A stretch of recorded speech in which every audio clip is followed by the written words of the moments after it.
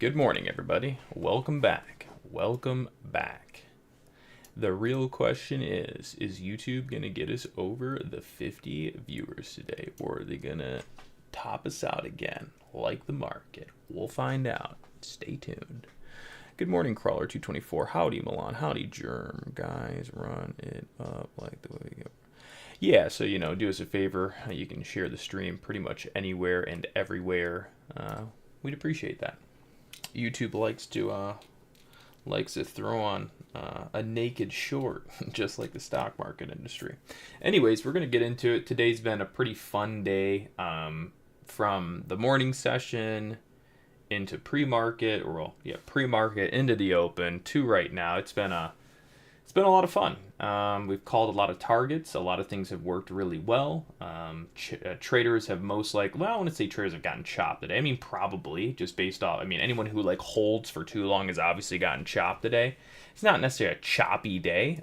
It's just been a lot of back and forth movement, but not so small. But Jerome Powell, the daddy of the market, is,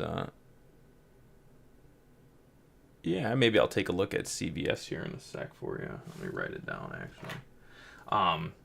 Yeah, but Jerome Powell, good old dad of the market, is chopping everybody up very nicely. Though the range is good, I know a lot of people are probably confused today. J. Powell, daddy. CVS. All right, so we'll get into it.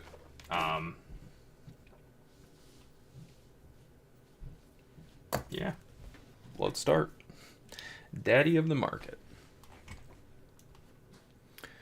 And actually, I should take this, copy. I'm going to take this and actually share it up to, what's it called real quick? Good old Twitter, even though they got the old shadow bee going there too.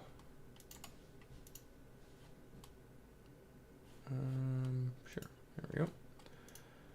Alrighty. So we'll start with pre-market. I'm just going to do a quick run through of everything without getting super detailed. And the reality is I shouldn't even be super detailed because then you guys are just going to be stealing all the good stuff, But yeah, I guess we'll get rocking and rolling here and delete all this off.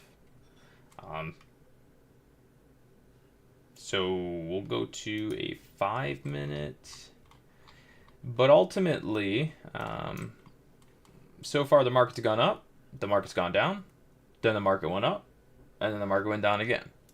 So the way that our analysis and our forecasting and recommendations to our private group, public, I've done a lot of work today. We were in private group, we're on Twitter, and then I went into the beginner traders Discord as well and gave out some trade recommendations there as well. So we've been kind of all over the internet with helping out the world today. So it's been good.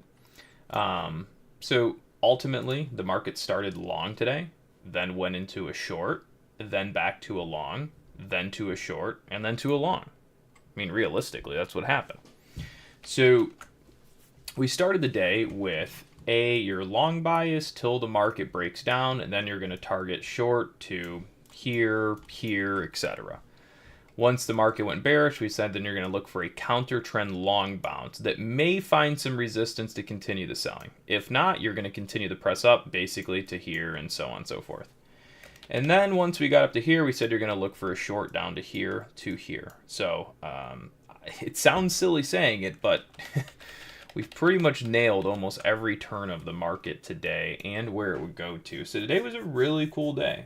Things worked well. There's been a lot of movement, so there's a lot to cover. The best thing to probably do would be to, we'll go to, actually I could bring it up. We could go to, probably what we're going to do is we're going to start in the Discord of Beginner Trader. So we're going to go over to here real quick, and then we'll go into the main trading chat here. This is really simply just to review the before and then the after, right? So, and this actually, the Beginner Trader has almost all the trade recommendations, ironically. So we will zoom in a little bit here. That doesn't work. Okay, never mind. We're going to go to here. Zoom out a little more.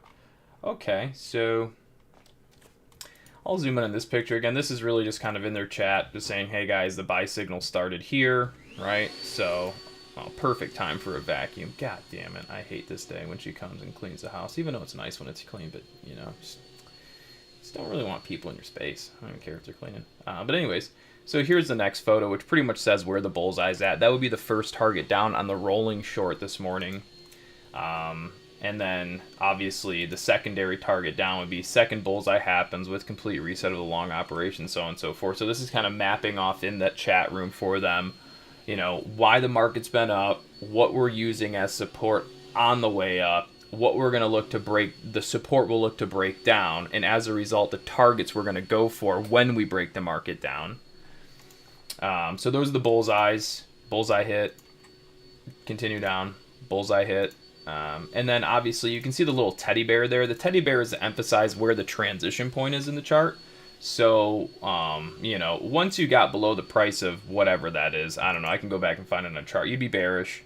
And then this was the early morning, how when the market opened, we would first look for counter long targets back to the micro sell trend, which would be these two bullseyes there. Sorry if that's annoying, there's really nothing I can do.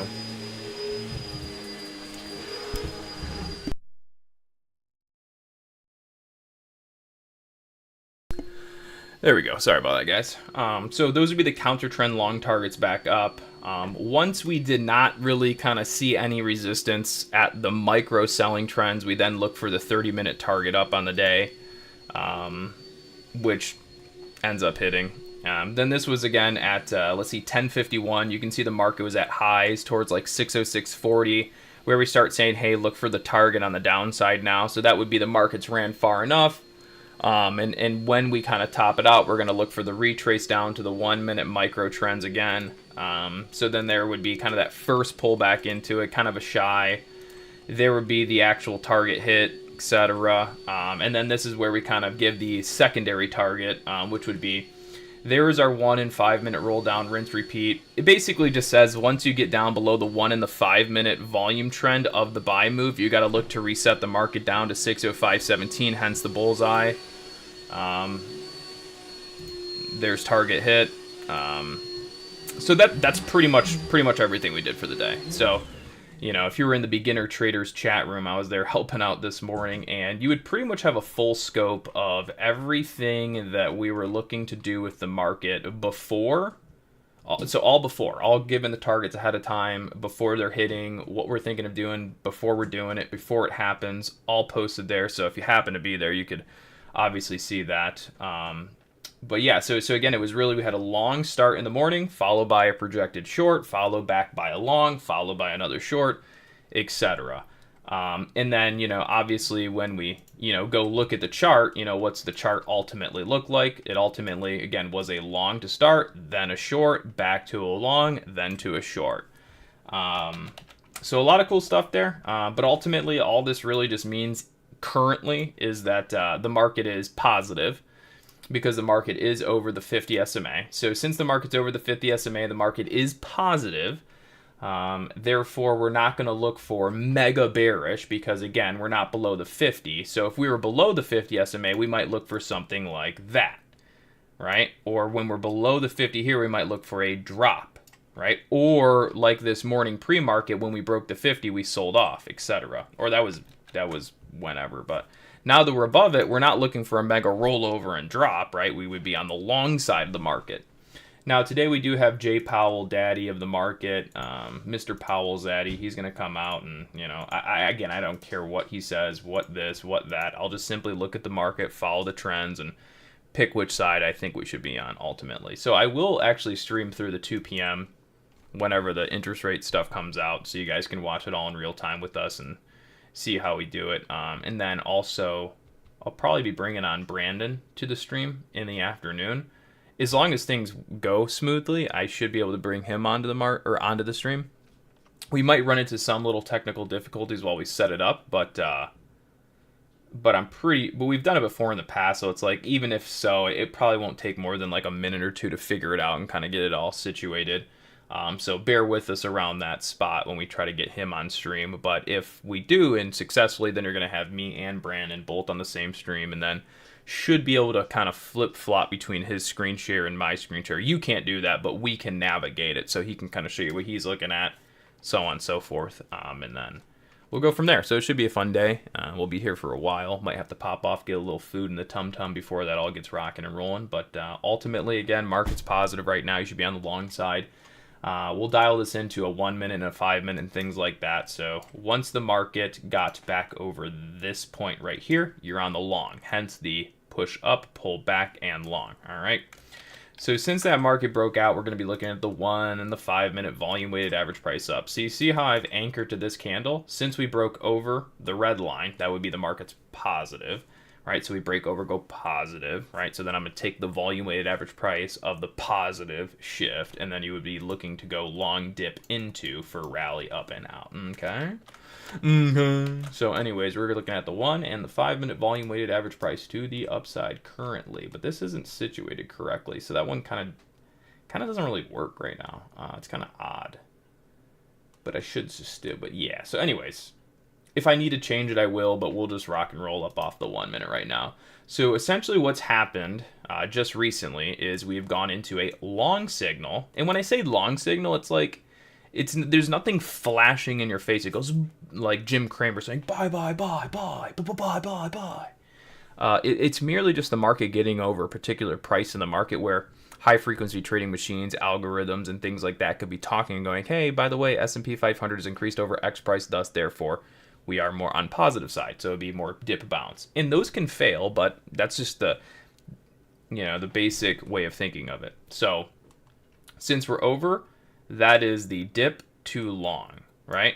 So you no longer have the 1 minute retrace long entry for new buy signal. That's happened, that's done. Now the move is going. So now what? So now it's just, again, until the market changes, right? It's clearly just doing a 1 minute higher low repeat, which would be this, where we take the volume weighted average price of each previous dip to forecast the new dip low, right? So we take the initial 1 minute retrace long after the bounce, goes up, new dip, you anchor here, what happens? That gives you the next new dip, and so on and so forth. And we just broke down the dip, right? Or we're on it right now. So you see how we anchor this low dip and that one just breaks, et cetera, et cetera, et cetera. So once the long started, it's really just the market moving up on the 1 minute scale, higher low, et cetera, et cetera, et cetera. And each previous dip forecasts the new dip. So again, it's pretty cool stuff. That might be a better way of me saying it. Just know that when we're using Anchor VWAP chase strategies, it's really just the previous dips in the market will help you figure out the new low of the next dip in the market. All right. I know you're not supposed to maybe know things like that, but you can know things like that. And a lot of people will just look at it as like the back test of the previous high, which is arguably true, right? So if you break out this high here, the market likes to back test, right? If you break out, this high here, the market likes to back test. So someone may be looking for a high back test, I'd be looking for the VWAP back test. So where they might look here for a back test, right there, I would be looking right there, okay? Or like here, where they're looking for a back test of the previous high, I would actually be looking, again, like right there. So a little below where they might look, and it's not always going to be the case like that. So yeah, pretty cool stuff, no big deal. Again, there's not really a whole lot to say in this moment other than for the market, that is, we're on the buy side. And once we start to take out the 1 minute trend, we might start to reset these buyers from 1128. So a day like today where we have J. Powell McZaddy coming out and, whatever he says goes, you don't want to get like too overzealous on one side of the market or the other side of the market. That's usually the psychology you want to have, or bias, narrative leaning into a day like today. That narrative is usually correct, but sometimes not. There's been days where it's like, oh, Mr. J. Powell Zaddy's coming out, don't be too short bias, and then the market just goes and goes and goes and goes and goes and goes, right? So I've seen days where we don't kind of do this sort of jam with the J. Powell, but normally that's the case, so, Yep.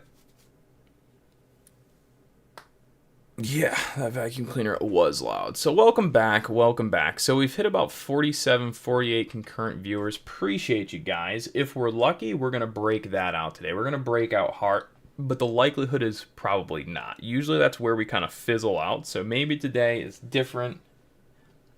The Lord is looking down. Everything is good. Life is good. So maybe we'll get the breakout today if YouTube plays nice. As far as the channel goes, things are moving great. I appreciate you guys tuning in. I'm having a lot of fun.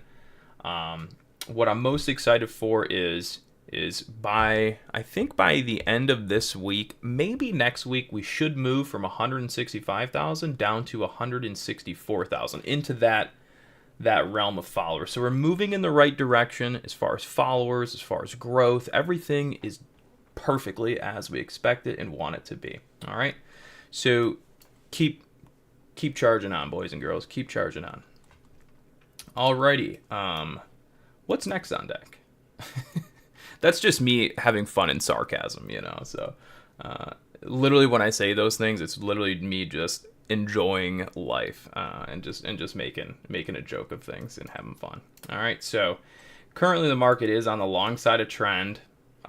If we break down the 1 and the 5 minute, we'll look to reset the market to the 50 SMA. That trade works well until it doesn't, just like everything else. We've already done it a couple times today. So are we going to do it again? I mean, we'll see. But ultimately, this bullseye is going to be the target. And it sounds dumb saying it sometimes, but it's like this is going to be the target for the breakdown. All right. So what it means is if everyone getting long this market eventually stops out, we'll flush them down to about there. All right. Because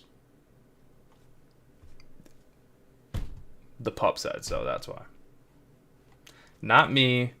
It's the dude that owns this Twitter channel, right? Where is it at? Right there. This guy, because he said so. He's the one that does all of this. I'm just simply the translator. He speaks in dog, and I'm able to translate what he's saying that I should say to you guys. That's all. That's it. I know nothing. I say nothing. It's all him.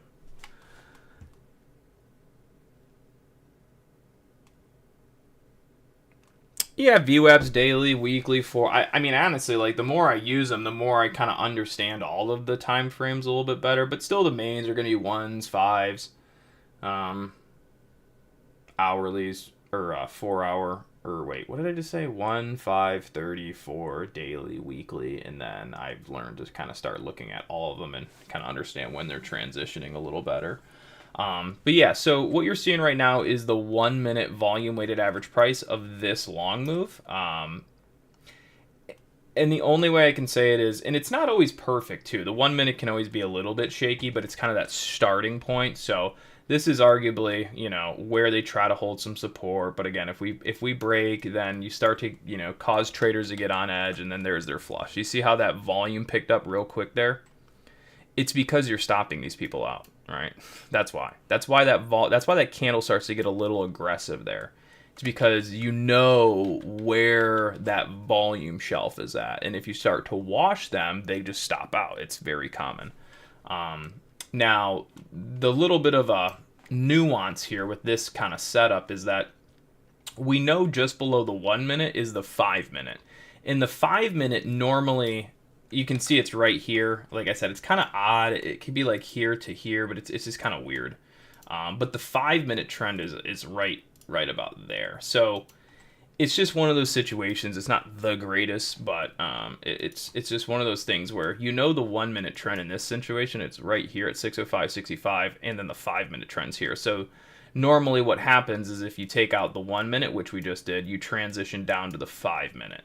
If the 5 minute does not hold support, you'll get the reset generally to the bullseye. So you kind of have this like buffer zone where it's like the 1 minute kind of starts the move, but it's really just to the 5 minute, and the 5 minute can almost be a stop loss eater of the 1 minute and then still hold things up.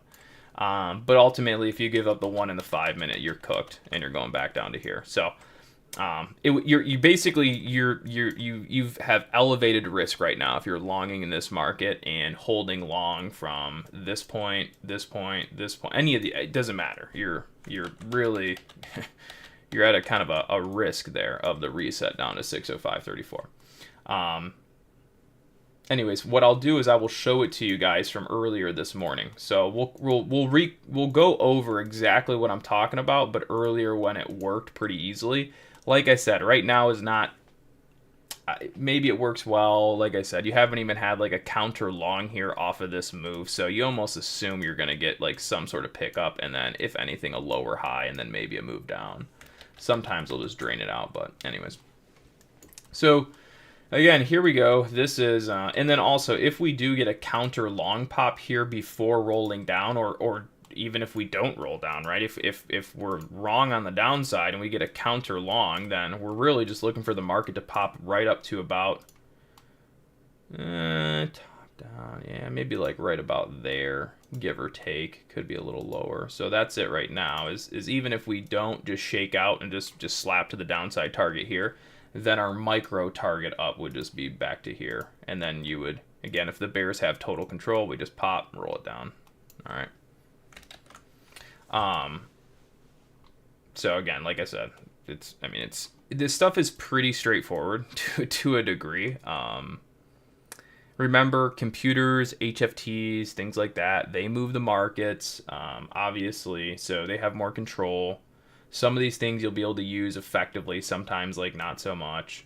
But again, right, so there's our 1 minute retrace target, pretty much complete. Sometimes they'd use the breakdown candle there, but anyways, that's that. But let's go back to the beginning. So again, there's the micro retrace target. It's pretty straightforward. You're just simply taking the high and the move down and knowing that people are participating bearish, and if we want to do what the market loves to do, and that's screw people over, then what do? You pop it back up to an average volume weighted average price, simply like that. Doink doink. How did I know that? I do this stuff every single day on repeat, all day, every day. Rinse, repeat, rinse, repeat, rinse, repeat. And then I think there's just people that watch our stream that control the market too. So that's why some of these things work so well on our end, because who knows? Some of the times it's just way too accurate to think that there aren't people that watch our stuff that have either, extremely big amounts of capital that can move markets effectively, or there's just some of the smarter bunch of people that watch our stuff that make these things happen. Don't really know. It's a superstition of mine. But anyways, that's that. Cheers. Right? Foresight analysis. You can only find here, I think. I don't know. That's kind of a... Okay, now I'm just getting a little bit of an ego, and I'll be proven wrong pretty soon, so better chill out. Alrighty, so we're going to look at the Anchor View app from here. So this was earlier when we broke and got positive on the market for a little bit, and the market was kind of forcing up along. So let's go through it, right? Remember we said if you take out the 1 minute, if you take out the 1 minute trend, you'll start to reset. So we'll put a target down, because this is what we did earlier before we got off chat. We said, hey, look for basically a short to here, then here. So this is the way the short recommendation started earlier, was like this. All right, you have a long move that starts, and actually real quick before I go, do I move at a pretty, like a decent pace, slow enough? You guys are understanding this, and I know like sometimes I'm just circling on the screen. Do I do a good enough job at explaining this, walking you guys through the examples? It's not necessarily super confusing when I'm doing it. So yeah, as long as you guys tell me that the pace I'm moving at's good, you're understanding it, then I'll just keep doing it the way I do it, and then we'll be rocking and rolling.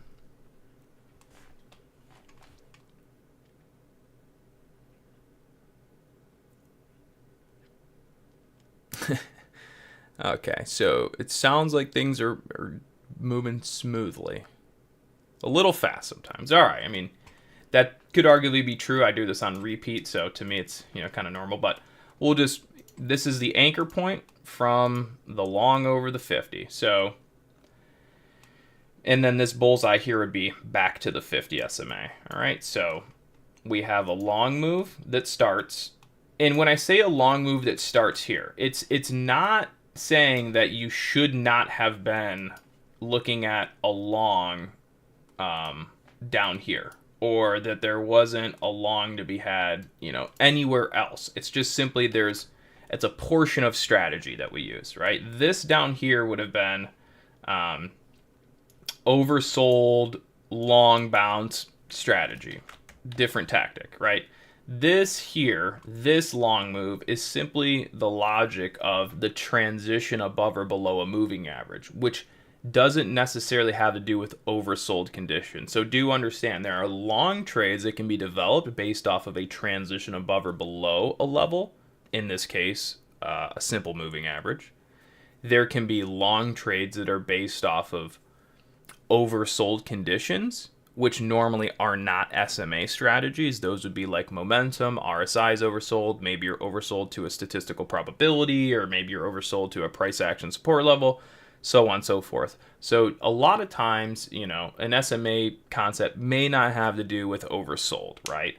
Sometimes it will, but in this case, we're just kind of looking at the transition above or below a certain level, okay? So you have this transition move above or below, and so we're simply just tracking the volume of that long move. And we know that the market likes to pull back to that 1 minute trend of that long move. So naturally, when the market is forcing up and I see that we don't have a back test of this trend, thought is, hey guys, we're going to be looking for a reset down to this level, aka, and also the 5 minute. So it's really just simply we're looking for a reset down to the 1 and the 5 minute trend. Sometimes, a lot of times, they're going to hold support.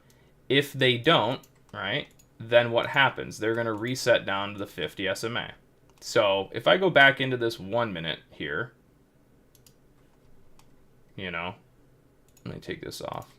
Just put it this way. This is the 1 minute trend, and then the 5 minute was just below that. So this whole box that I just put on the screen, that's the 5 minute trend as it relates to this buy point. So we go up. Market doesn't have a back test of that key volume trend. So here's the back test. If the market fails to hold support here, aka stopping out everyone participating on this long stretch, we're going to reset them to here. So hence, you fail the box, reset down to boom, okay? So it's literally the same thing that we're doing. Now, so this whole thing that we did right here, we're doing right here again, just on a smaller scale. That's it. It's almost picture perfect, the exact same thing. Does the follow through happen exactly the same? Maybe, maybe not. I mean, it's already not happening the exact same. But the logic and the approach is being repeated exactly the same. I'm viewing this market from above this point to here as the same thing from this point up to here and to here. Same exact thing. Simply is that we are above a certain price point, which then dictates running a trend up and knowing that that's the pullback level. And if support doesn't hold, flip down, reverses, right? So we're currently at the 1/5 minute. So right now where we're at in this system is the yellow box, so like right here. So the same one earlier, this yellow box, that's what we're doing right here. So I can show you real quick if I change the time frame real fast. All right, so if we look at, it's right there, right? So 1 minute anchor is here. If I transition to a 5 minute, you'll see where the 5 minutes a little bit right there. All right, and if I look here, it would actually be right here. All right, and then I'm gonna take this off. I'm gonna take this bullseye off, and we'll just leave this bottom one. So earlier this morning, this box, right, it represents the same thing as this one here now. It's the same exact thing, derived the exact same way. And so when you think about that, right now here is the same thing as right here, and the target of the breakdown here is right there. And I will put the bullseye on the chart because I know everybody loves a nice simple emoji and make everyone's life easy rather than saying, oh, 606.34 and a couple change and blah, blah, blah, I'll just give you a bullseye. And that's objectively what the market is going to do by stopping out the 5 minute traders below the price of 605.50 or so, which we still haven't gotten below. And that's kind of always the nuance of the market is, the level, I mean, it's right there. So it's like until you're below it, you can't really go get it. If blah blah blah. That's all the nuanced stuff, and I don't like getting into that because then you start doing the whole, well, if then that, then what if, and well, it might. All I can say is this is how it works, and sometimes it'll play nicer than others, and so on and so forth. But that's just it. All right. So there's nothing that we're currently doing in this situation that we already haven't done today. And there's nothing about what we're doing right now that is different from the strategy and the approach of earlier. It's all the same stuff. It's so hence the rinse and repeat of the system. So it's literally a system I have and system I've developed, and we just rinse, repeat this stuff all the time. You see it, and the only reason that you're seeing it this frequent, like on a day like today, and not even a day like today, it's just we're in a market where we are going back and forth above it. And I'm going to delete all this stuff real quick. Well, I'm not going to delete it. I don't need to do that. I'll be annoyed because I'm going to have to come back and add it and yada, yada, yada. So when you look at the regular trading hours chart, flip this bad boy to a 30-minute. The reason that you're seeing me talk about this system so frequently is because of the market we're in, right? So the market we're in is a back and forth market, right? So we go from above the 50 to below the 50, and then all of a sudden we're above the 50, and then we're below the 50, and then we're above it, then we're below it, then we're above it, then we're below it, then we're above it, So I'm getting the opportunity to repeat the process so frequently because the market is not breaking and trending away. It's going from a positive, negative, positive, negative, positive, negative. So every time we go positive, negative, I'm literally just flipping. Positive, negative. Positive, negative, positive, negative. If the market was going positive and then just trending out, well, then the process would just start and be ongoing, and there wouldn't be the flip, flop, flip, a flop, a hippity hop, hop. And then the thumbnails of my YouTube video wouldn't be green, red, green, red, green, red every day. They would just be green in bullish trend, right? Or bearish in bearish trend. But that's not the case of the market right now. So we're staying in line, applying things that make sense for the current market. That's why you might go and look at someone else's YouTube video today and it's going to tell you the market's pumping or the market's breaking down or short the market or do this or do that or whatever, right? But simply when you come here, we're just going to give you with where the market is currently at. And then only flip when we see it's necessary to flip. All right. So that's pretty cool. That's good jam. That's good stuff. Oh, I just deleted everything on accident. I really just wanted to take off. Do they have an eraser on here? Does anybody know that? Do they got an eraser? Brush. Doesn't look like it. Maybe here. What is this guy? A ruler? Oh, well, that does. Text? Nah, that's lame. Well, I could just do Control Z bad boy to about there. Yeah, just Control Z it. It's fine.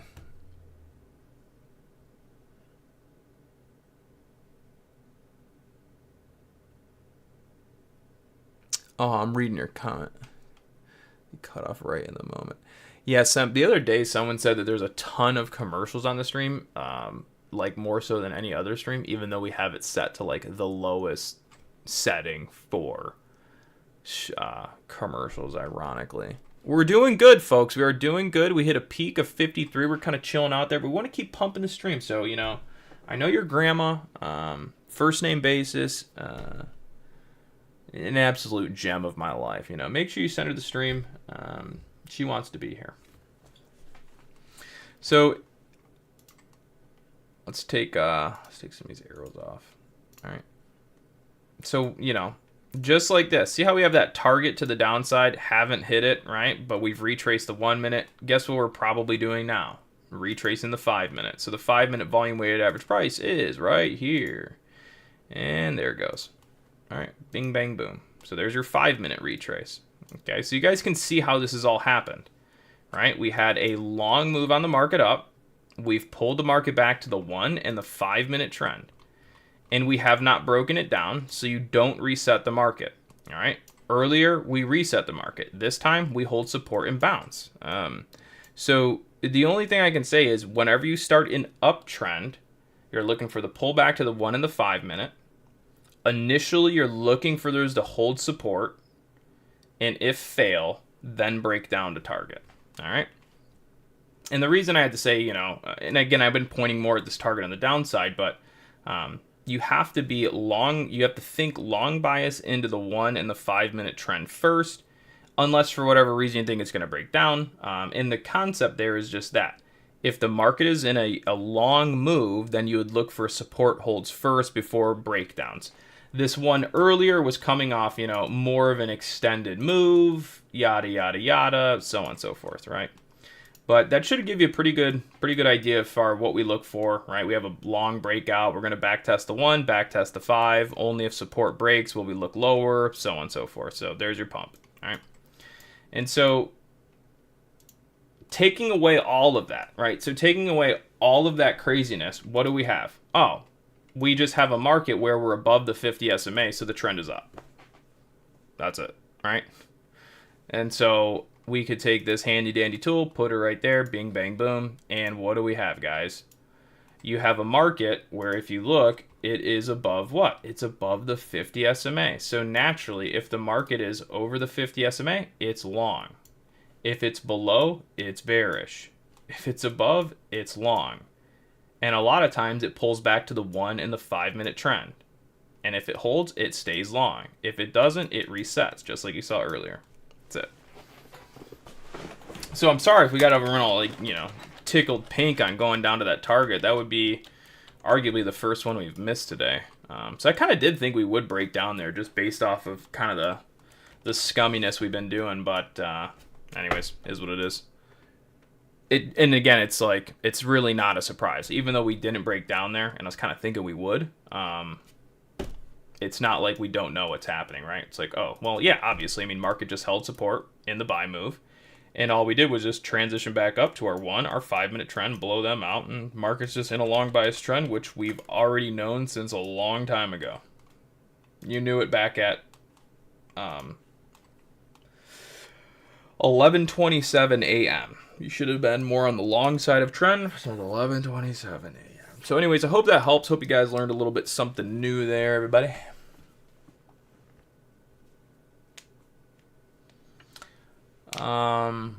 I know someone asked about CVS earlier. Any tips on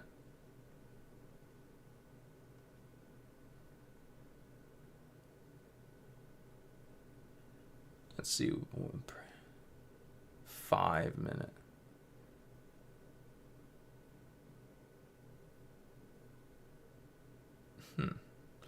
Yeah, so normally, and this won't always work, but so, and this is kind of what Semper trading there in the last comment was saying, pay attention to the 10 minute or 10 SMA, 50 SMA on the 5 minute leading into Powell, things like that. This is kind of something that I would say will probably work more oftentimes than not, but it occasionally won't work, and it's really just this thinking. And this may not be the best example because we've been chopping, but ultimately, if the market is above the 50 SMA, and it's not entirely true, but if the market's positive leading into Powell, then you assume the market's going to react positive, right? Because again, you don't control the market. Computers and HFTs do. So if the high frequency trading computers and algorithm, blah, blah, blah, blah, they've bought the market up and flipped the trend positive, a lot of times is because they want the trend to be positive, and then a lot of times the data and all that stuff is going to come out and reactionary is going to be positive. Not always the case, but that's something I pay attention to. And even if that's not the case, it doesn't really matter, because if the market ends up rolling down and breaking below the 50 SMA, then you just know it's bearish anyway. So usually I always kind of keep the narrative and bias in direction with trend until proven otherwise. So that being said, leading into Powell today, interest rate decision, blah, blah, blah, blah, blah. As long as we're over the 50 SMA, I'm going to assume the reaction is positive. And even if the reaction comes out negative first, it can still go negative all the way down to the price of 605. So like, let's say Powell, J. Powell, Daddy, McZaddy comes out and slam. Well, we're still over the 50 SMA. It could get bought here and rally all the way back out. So, you know, a lot of times when they do that fakey make whatever, the old fake and bake, the old spray tan magoo, fake and bake. That's what we used to call spray tan when I was in middle school, the old fake and bake. So, yeah, so when they do those kind of like knee-jerk downs and then recover it all the way up, that could be a situation they use today, right? If the market's all the way up here, J. Powell McZaddy comes out and says, something, and then, coughs twice and market goes down to the 50 SMA, the market's still positive. Just because it's sold here doesn't mean it's negative. It would still be positive and could in theory, bounce there. Which I've seen happen many times. That's why I'm saying it.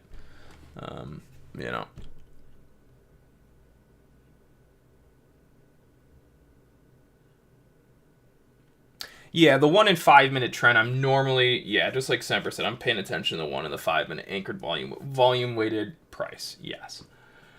I pay attention to more than just those, but those are, you only really, I guess you really use VWAPs for like one part of the day anyway. So, but yeah, the 1 and the 5 minute VWAPs are generally going to be used as an intraday, closer, shorter time frame interactive tool. If we're using 30 minutes, and I always say it, you really just kind of move your expectation or your timeline of things. That if you're using the VWAPs, same way I use them or what have you, the VWAPs that you use, particular to the time frame you use, should then help you align your trading and timing of things, right? If we're using a 30-minute VWAP, this is something that we'll probably end up using as the chart develops across a 30-minute time frame. So that would be each new candle takes 30 minutes. So this could be hours, 2 hours, 3 hours. So if we're like, hey guys, we're thinking of this 30-minute VWAP, we may be thinking of it at 9 a.m. in the morning and not use it until 10:30. Or we could be thinking about it at 8 in the morning and not use it till 11 a.m., right? So as the chart develops across 30-minute candles, it becomes relevant. Even though we know it could be relevant hours ahead of time. We still need to wait that timeline for it to become relevant in real time. A 5-minute or a 1-minute VWAP can become relevant in a couple minutes, right? Because it's a minute chart. So if you're using a 1-minute volume-weighted average price strategy, you're usually not going to be waiting all day to see this thing get triggered, right? You'll see it very frequently as the 1-minute chart progresses, right? 5-minute volume-weighted average prices, just like you saw here. So let's look at this.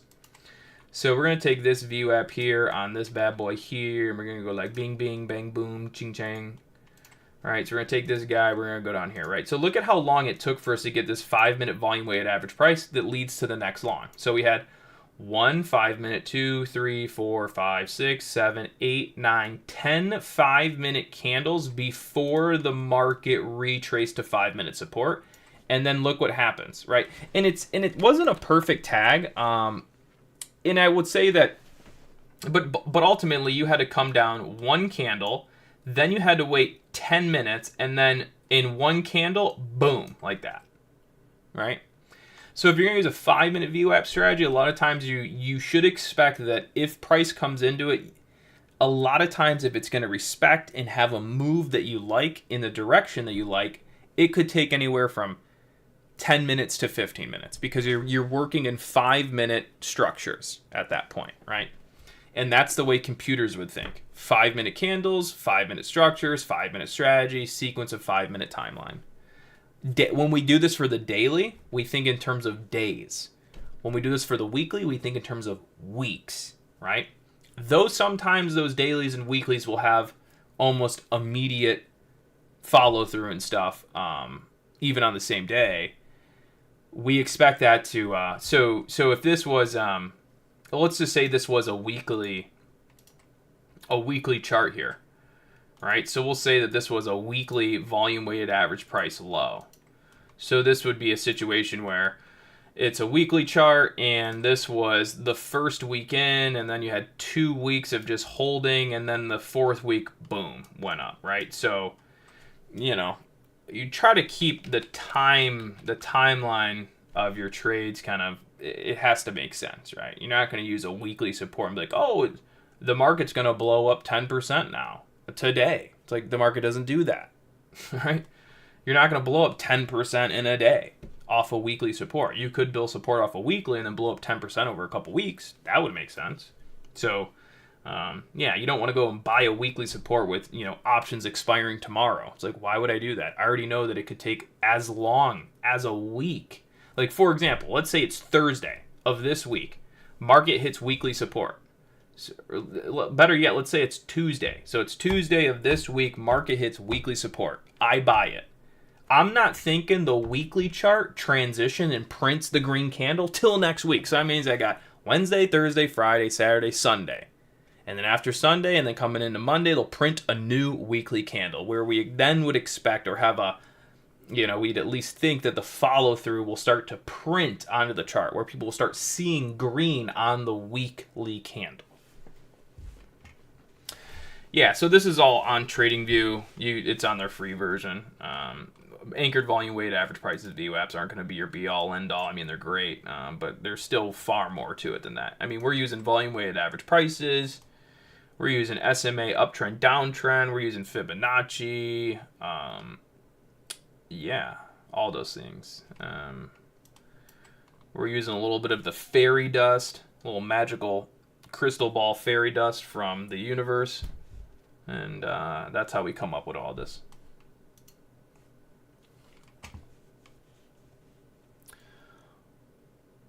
No. YouTube, don't you stop the pump now. We need to get to at least 100 people watching today. All right? At least 100. That way we can go from 194,000 to 193,000 people following on YouTube by next month. Now, that'd be a little quick. That would be a little quick. We usually have to take about 3 months. Yeah, it would take about 3 months. So, anyways, thank you guys. All right, so let's go ahead and, I don't know, looks like we're going to, anyways, we're going to go take a look at Bitcoin here. So Bitcoin, I could care less really what's going on with Bitcoin. Until Bitcoin hits a daily or a weekly support, it's all just kind of randomness, small micro stuff, which we've done a great job at kind of emphasizing. We really do need to get Bitcoin, though, into the $135,000, $140,000 target, or else, again, I do have to delete my Twitter, which I will do if we don't hit those targets, because, I got to be a man of the people. So, again, for those that control the market and are watching the stream, just tell your boys over there on Wall Street with billions, at least, to blow the price up to 134,000, 145,000, merely for the purpose of saving my Twitter account. And that's it. Come on. Now, if we don't, then, you might go to the old Pup's Twitter page and you'll see this page is unavailable. And that just means that you live by the sword, you die by the sword. So.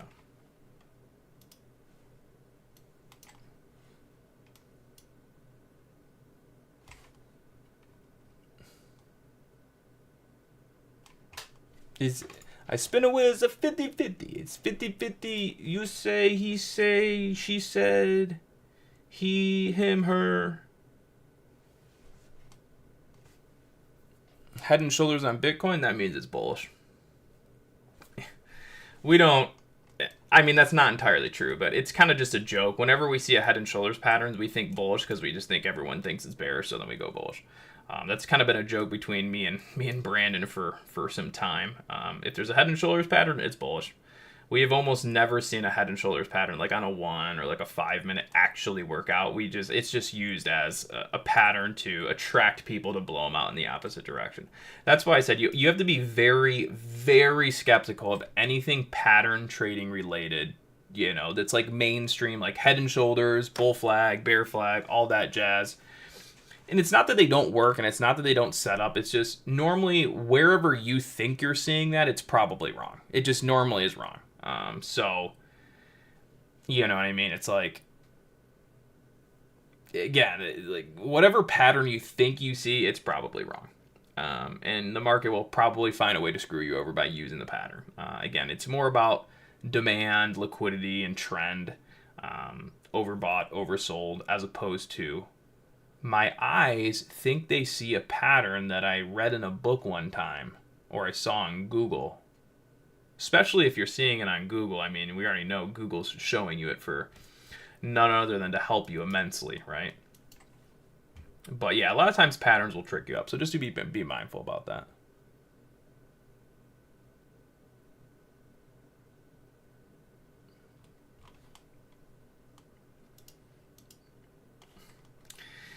But what you don't know is my sword doesn't have sharp edges. It's actually a toy that I got from Target for my nephew. So, won't die. So I always win. But yeah, so we do got to get Twitter, or we got to get Twitter to 145,000. No, we have to get the market to 135,000 to 145,000, which is still going to update next week. So again, as long as the market keeps doing what it's doing, which sounds dumb saying, but yeah, as long as the market stays up, then we're going to be looking at 135 to 150,000 next week.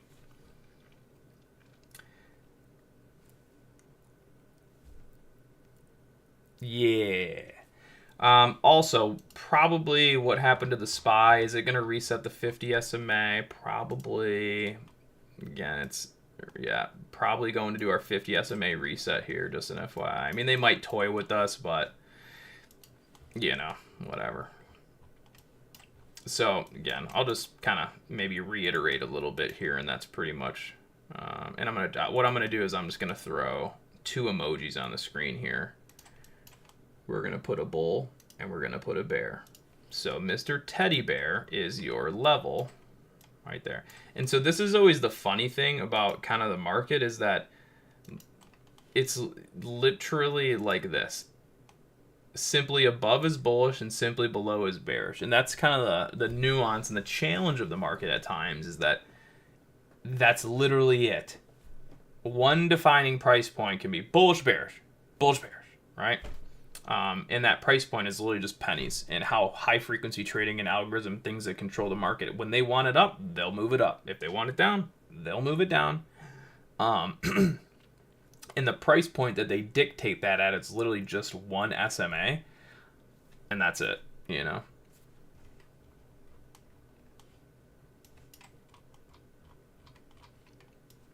So yeah, just remember, you know, earlier when we posted all this stuff about watching bearish here and resets here, that's just simply because we went into a buy move and the move is just extended, no pullback, no reset, so reset, right? Now this here, this is, we're bullish over, and the pullback we mentioned was to the 1 and the 5 minute, and then obviously potentially a full reset, right? But that didn't happen, and then we boosted back up, right? So that's kind of the concept, is that when you're on the long side, so when you're on the bull side, right there, a little bull, when you're on the bull, everything that you're looking at anytime it's pullback related is just you're pulling the market back against the bullish trend, right? And same thing goes for the downside, right? If it's on the downside, you're simply, you know, selling the market down and then pulling it up until it's on the buy side. And occasionally you'll have something like today where we just do a full-blown reset. No resistance, no nothing, just full-blown reset, right? Because again, the market can still do whatever it wants, but it usually follows, you know, some degree of rules a little bit.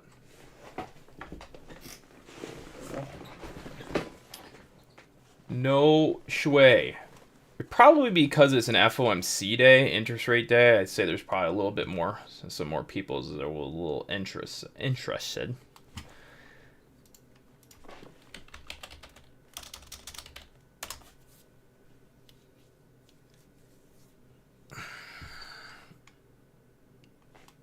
We are live. We are alive. We are alive. How's NVIDIA doing, honestly? Yeah, so NVIDIA, I even have a target. This is if it respects its buy move, which would be a target up to a 137. We'll see. Again, stocks are always a little bit harder to be as accurate with. Again, I'm definitely a little bit more accurate when it comes to the market. Because it's just a more consistent thing. Stocks are more volatile. They kind of can just move on their own. But we do got a target up to about 137.77, which again, it's pretty straightforward. If Powell comes out, things are good, whatever, market pumps, then yeah, it's probably going to get it, right? If Powell comes out, things, whatever, market, no, it's probably not going to get it. And it still might be even a little bit soon because, you know, we have this huge gap up, go pause. So this is where the market went positive on NVIDIA today, right? I can show you this real quick. So market went positive on NVIDIA today, and I mentioned it, right? If I'm ever mentioning something, it's because that's just it. The market went positive on NVIDIA. So everyone's been like, oh, when's NVIDIA going to be green? Oh, what do I got to do to get it? Blah, blah, blah, blah. And again, here's today, right? So today's the first day where the market gets up and breaks over the 50 SMA, and now it's kind of triggering that positive momentum. That's it, right? For the past however many days we've been below. We tried to get over, stayed below, had a little day. Even here, I recommended watch this for a boost up to here. Then it snapped back below, below, below, today, above. That's it. So, yeah. So we got a positive, even got a positive cross there. So again, you're starting to get more on the positive side of trend. How long does that last? We'll see. I mean, look at this one back here. You had a positive break, 50 SMA. NVIDIA, curl up, nice little boomer McScoomer. Right, back here you got positive, nice little Rippy McDippy. Right, you got positive back here, nice little Chippy McSkippy. And I don't make the rules. It's just the game. The game does what the game wants. And sometimes it'll last it longer, sometimes shorter. Maybe sometimes it's shit, and maybe sometimes it's good. You know?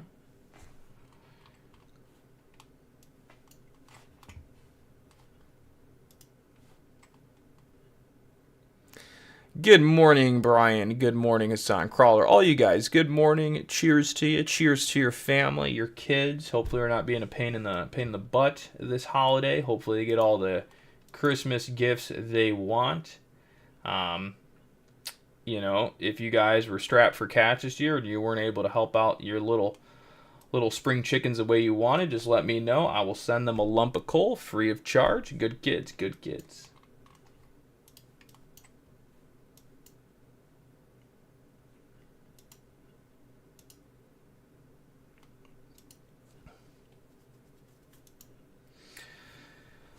Alrighty. So yeah, I mean, we're at 12:39. We're just going to be hanging out. We're going to be cracking jokes. We're probably not going to do anything too serious till Mr. J. Powell McZaddy comes on. What's up, Connor? I just started a long-term position on AMDL and NVDL sitting just under daily -1 thoughts on position. So I don't usually look at those if like ever. So I'm assuming those are going to be leveraged because the L. So it's a daily long. So it looks like they're long leverage, 2x, 2x, 2x long magoos. So that means that you need them to go up to make money. Okay, sounds good. Let me take a look.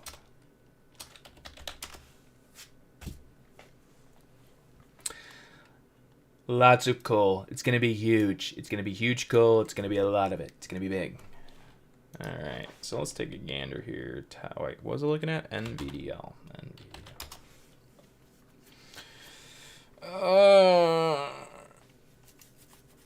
So I would say, oh yes, nice stretch.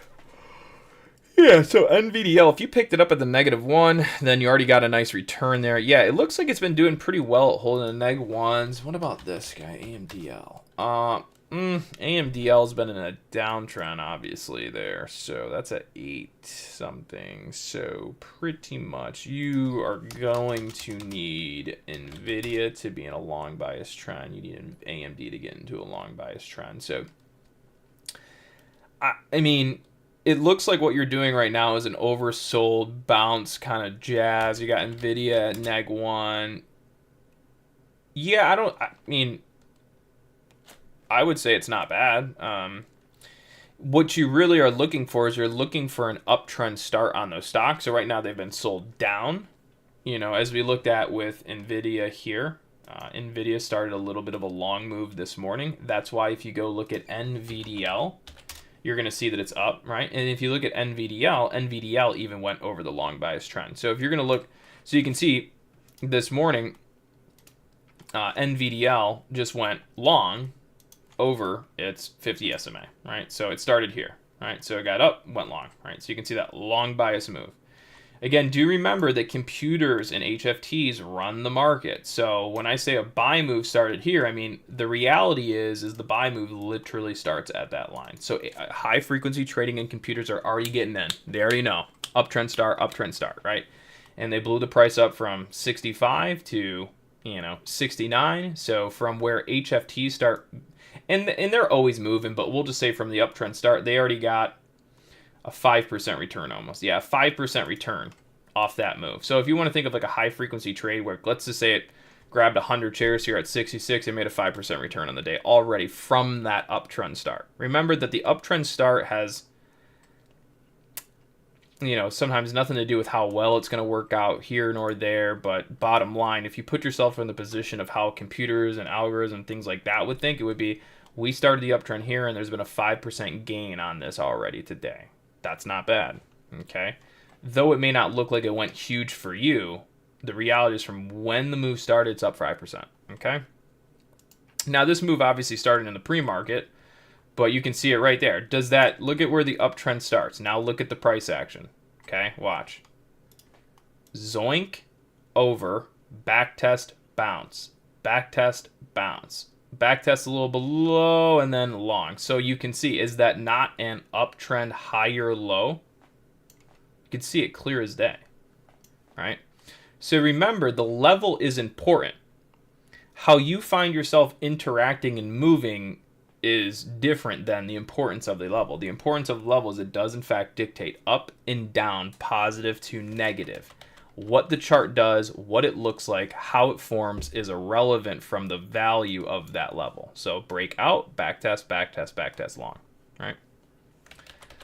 So everyone that's going short NVIDIA today, right, arguably doesn't know that it's in an uptrend. And what we do, we blow them out, right?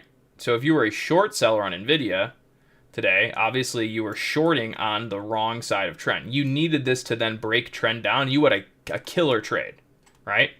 Just like a couple days ago, which was like right here. I think this was it, right here.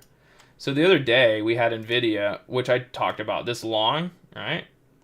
And then if you were a short seller on this day, you shorted and it hit the 50 SMA, bounced, and then broke down, you had a killer payday.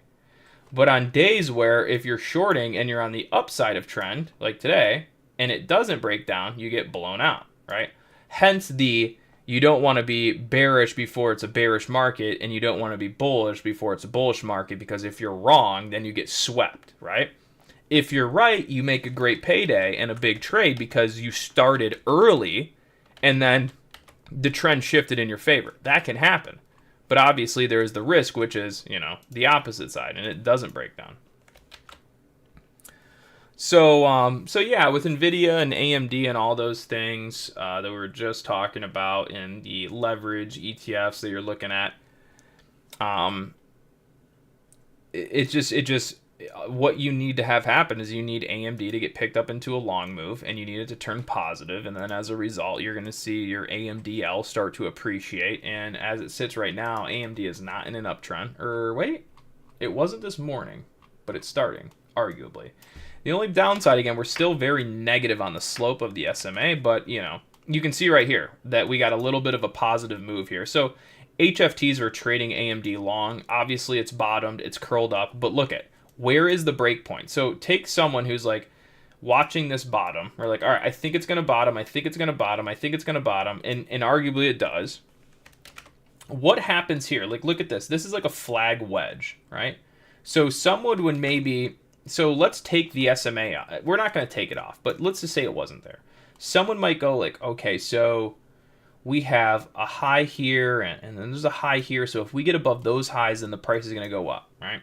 Or you might have someone goes like, all right, so we got like a wedge in here. So if we can kind of break the wedge, we'll go up. I don't even need to draw the downtrend of the wedge. Why? Because the wedge is the 50 SMA. That's the point that matters. So it's not your trend line here, right? It's the 50 SMA. Okay? So someone could be like, all right, yeah, we got it because the wedge broke out on AMD. No. Yes, but no. What happened was you got above the uptrend potential start level, which is the 50 SMA, which is derived as that red line. And then we could transition this into a 1-minute chart. And there you go. Right? So there is your market getting over the 50 SMA and then pow, pops up. All right? Yes, it bottomed here and it bottomed here. And you could have been long down here, but that would be a reversal trading, oversold, whatever strategy you want to use there. All right? And so the better thing to think about too is, remember, HFTs are on the market. So just because it transitions here doesn't mean you're going to get it. Doesn't mean you're going to get it, et cetera, et cetera, et cetera. Right? But again, for your AMDL, right, we could go look at AMDL.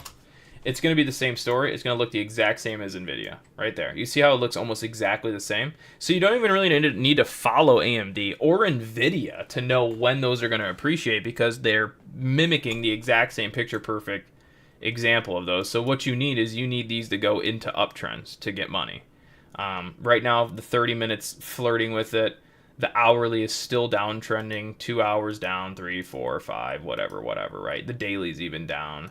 You'd have more success of a long once the daily chart goes into an uptrend. Oh, that's, yeah, but either way. So AMD here, right? So if you look at the daily chart is below the 50, so you don't have the benefit of the market here, like right here, how the market was long over the 100 or the daily. So the long-term daily is up. Therefore, a lot of your short-term long signals will work better. So a lot of times when the short-term 30-minute longs work well is because you're in a long bias trend in the long term. So if your daily is long-term up, the long signals on the 30-minute would be more reputable than, for example, right now, where if you look, the daily chart is actually downsided. So the daily is bearish, but we're doing a potential 30-minute break, right? So this is a 30-minute long opportunity while the daily chart is still down, right? So you're longing a 30 against a daily down versus longing a 30 and a daily or a weekly up, all right? You'd have more things working in your favor in that respect. Looking at our friend, good old NVIDIA, Shibidia. See, NVIDIA is actually below the 50 SMA on the daily. That being said, it just broke. There's not much of a trend, whatever, yada, yada, yada. So kind of similar scenario where, you know, if we were the daily up, those 30-minute longs would be working a little better.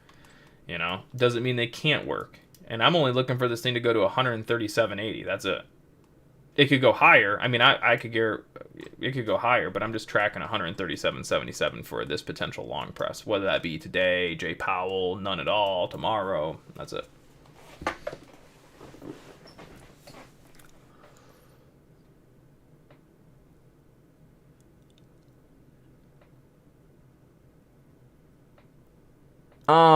You only use the standard deviation on wait.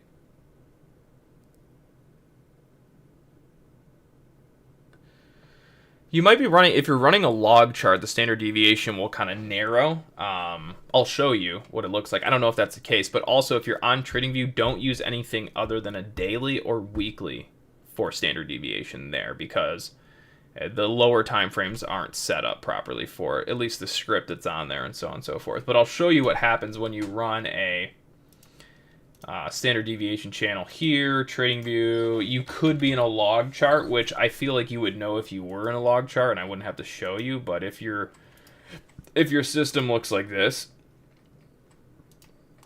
that's because you're in a log form. And I don't even know, I always see it on Bitcoin where I watch this, right? So we go to log form here, and we'll run like this.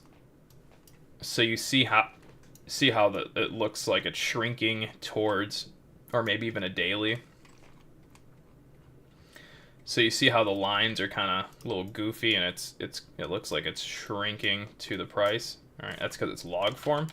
But I highly doubt that's what you're saying. It's most likely just you're on a lower time frame, and you shouldn't be. You should only be looking at a daily or a weekly there. Alrighty. Let's see, weekly, 129,000 to 144,000. Come on, I don't want to have to delete Twitter. That would be annoying. I do like Twitter. But also, I don't even know if I would start a new one. Maybe I would. I'd probably feel lonely. Who else I'm going to talk to about stocks and give little cute emojis and bullseye targets to, you know?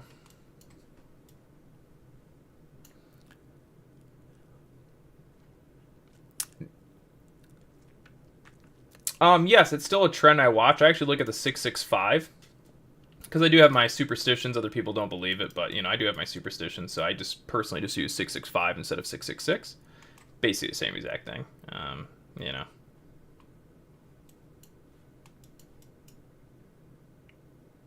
I can see Semper in his head, if Semper's still in here, thinking about what I'm saying. He's probably like, but it's not. Hey, maybe it's not. Maybe it is. Maybe it's not. Maybe it is. I'm just the yin to your guys' yang. as there's always the yin-yang effect, Semp. I know Brandon's not here, you know, and Brandon might say differently too, but that's that yin-yang effect.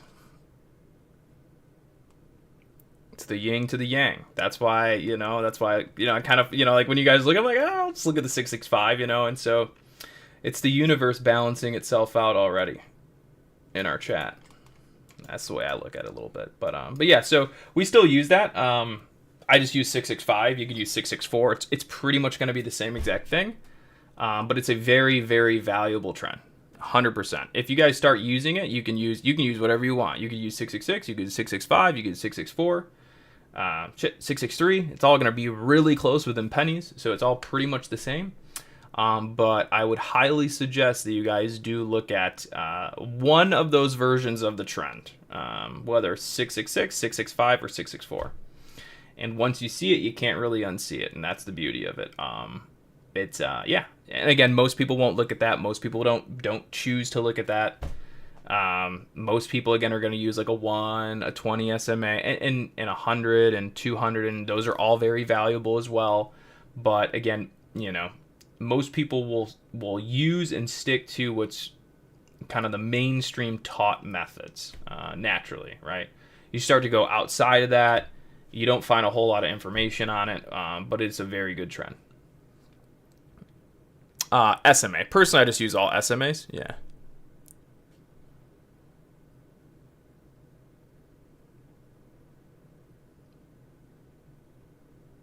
What do I think about standard deviation on Tesla? All right, plus 3, yeah. We are not, but we are getting close, as I suggested we probably would. So we're getting there. Not quite. I'll pull it up on here, even though it could be a little bit different than Thinkorswim. You can even see I have the box there, but the box looks like it may have updated a bit. So we just got the +3 daily. So we're into the +3 daily. So we're starting to hit euphoria on Tesla, which means, you know, maybe give it a little more. I'm always a big fan of the weeklies, but this is ultimately where this thing's starting to get pretty overbought, more susceptible to a pullback as opposed to continued pumping.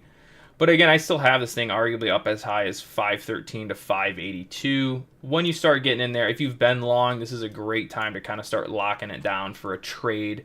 If you're an investor and whatever, that would be completely different. But if you're looking for momentum and trade and this and yada yada, then you're basically into that top zone now. You're in the start side, not the high side, even though it's already been going up pretty high.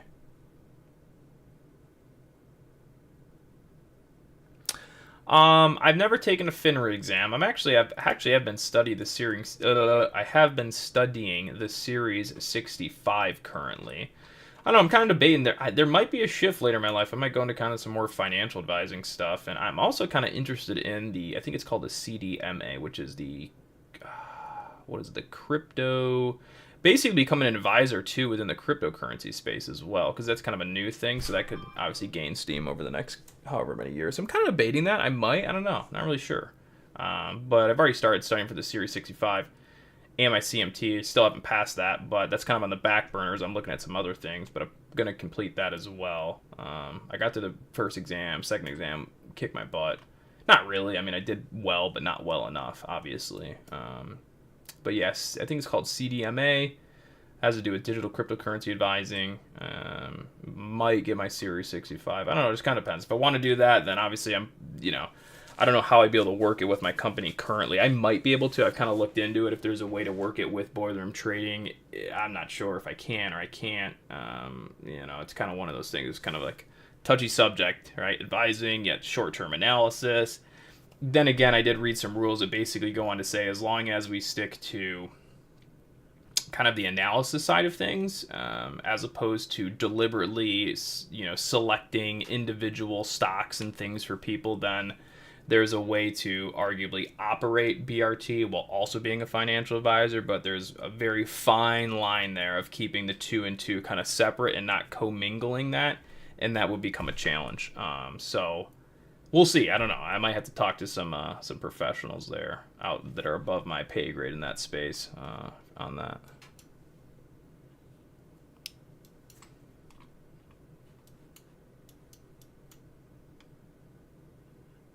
Yeah. Maybe somebody else just takes over BRT as CEO, and I'll just work as what is it? The secretary. I'll just be the secretary of the company. There you go.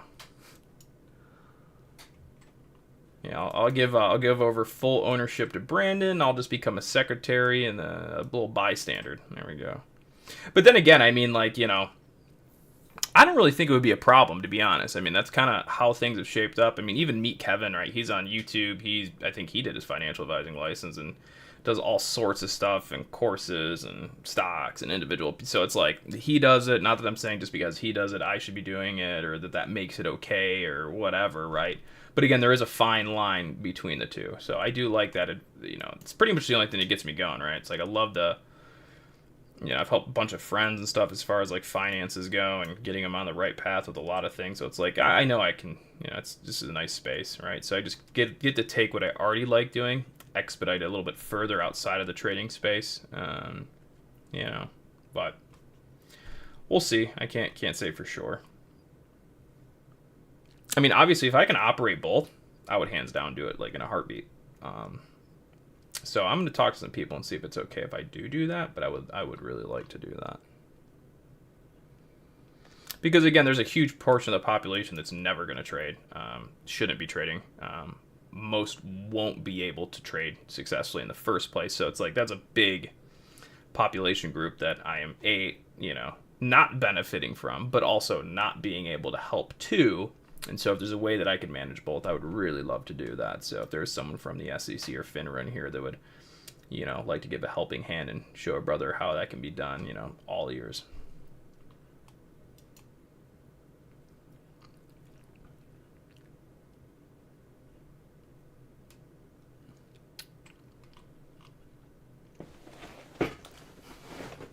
You'd pretty much be working for free, Cooks, because, our company, we don't make tons of money as a company to begin with. We used to make some pretty good money, but, just in general, I mean, you could almost say most of what we do these days is pretty much free at this rate, between what you pay and, keeping things up and, and taxes or whatever. It's very, very minimal at this point as far as what comes in through our company side of things. We still make some money, but it's very, very minimal. So it's pretty much like we're just like a free public service at this point, to a degree. So yeah, we need to, we got to get this puppy up here, dude, because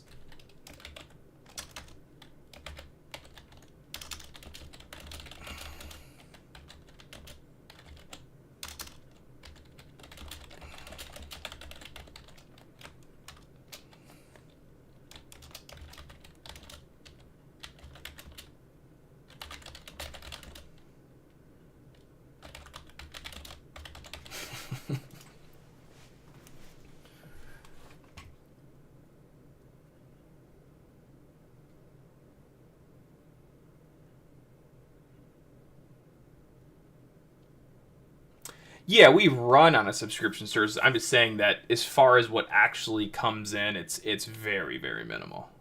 It doesn't. Yeah, between me, Brandon, the government pinching in your pocket, operating, it's so minimal. It doesn't even really.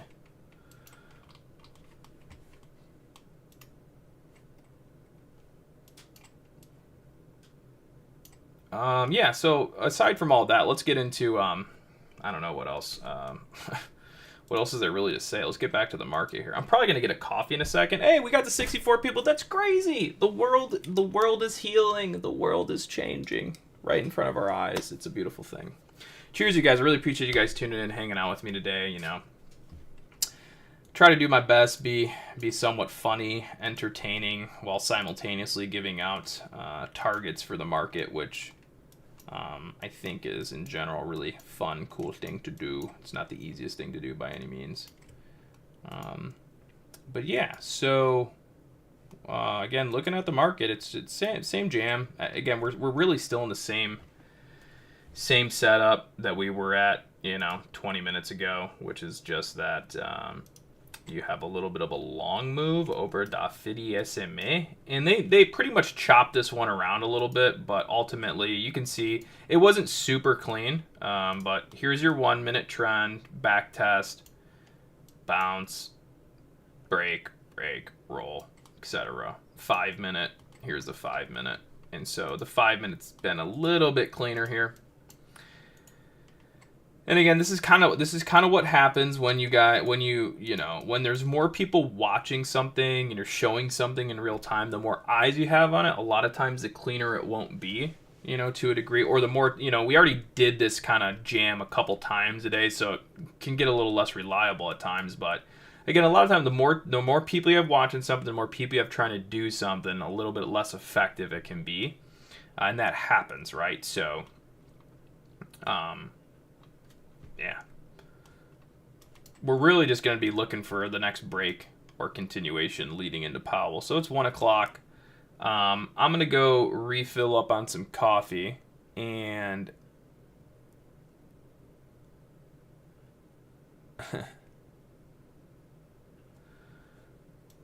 we're going to, what did I say? Yeah, we're going to get some coffee. We're going to look for the next move above or below the 50 SMA. And then leading into Powell.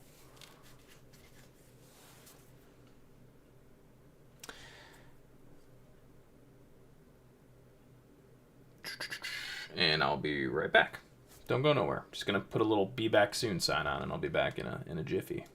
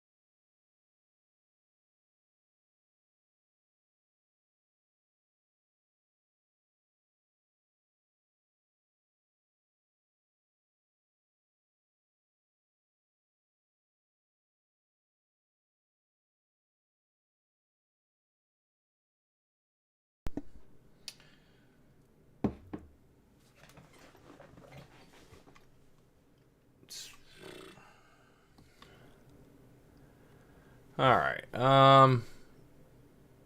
Let's see. Yes, we're back. Why did it do that? Did I hit something? No, we should be. Oh, I see why.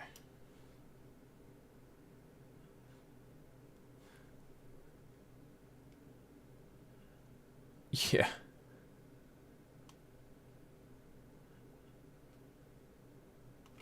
Yeah, so Cook's pretty much the story of me. Has pretty much worked same jobs as most people as assistant manager, of lumber liquidators at a pretty young age, made pretty decent money there. And then that just kind of moved into investing, trading. Then I created YouTube videos. Being on YouTube then made me a lot of money on YouTube when I was popular, more popular in growth and audience and all of those things, right? So made a lot of money through YouTube. My biggest stretch of actually making a lot of money from trading kind of came penny stocks and shorting penny stocks leading into AMC, GME years, which that feels like it was just yesterday, but it really wasn't. I don't even remember. Was that 2020s, 2021s, kind of COVID area then? Then that's when I got hit big, took a big drawdown. So as far as like wealth accumulation and just in general growing to where I was at today, really just same as everyone, starting out, worked, was assistant manager. Again, actually was making good. I was making like 50K back in the day. Maybe like 40 and some change with bonus. But that was at like, I was fairly young when I was there. I mean, I was 18, 19, something like that, early 20s or 20.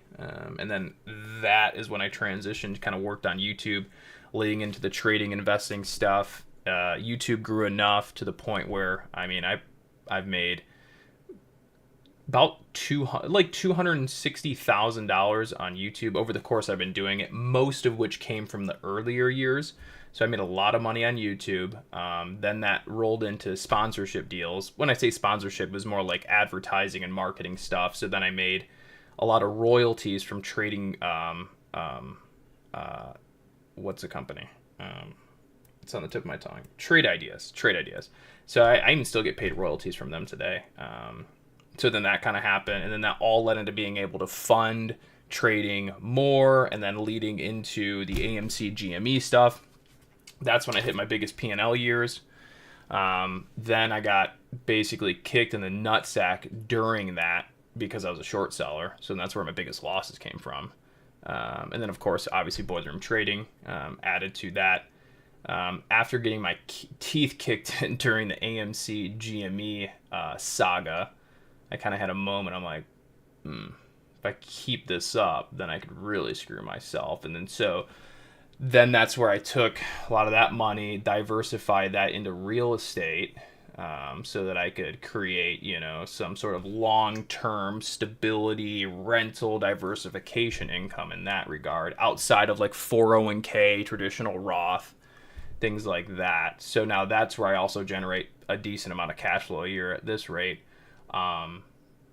And so, yeah, that's really been the evolution was, working, saving up money, then trading on your own, and then started making YouTube videos, so much so that, and arguably good at teaching and presenting material. So I think people took to it in that regard. Then that allowed me to grow YouTube. Then it just kind of, a funneling cycle from there.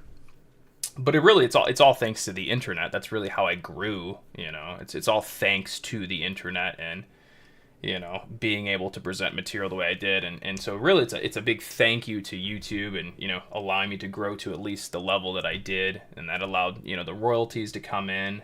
So it's really just a snowball effect of being an influencer, if you may, on the internet. And then that rolled into some good years trading, mixed with some bad years for sure, and then rolled into a company. And then thankfully I met someone like 7 of 9. We were able to create some custom scripts for people to use on Thinkorswim. We monetized that. So some trading, monetizing of different things, some royalties, but it all just basically stems from being on the internet and growing on the internet. And that's really just the bottom line. Yep. But then again, being online, it still all revolves, around investing, investment, trading, long-term, growth of, whether that's 401k, Roth IRA type stuff, investment properties. So it's all, the brain just always naturally gravitates to anything investing related.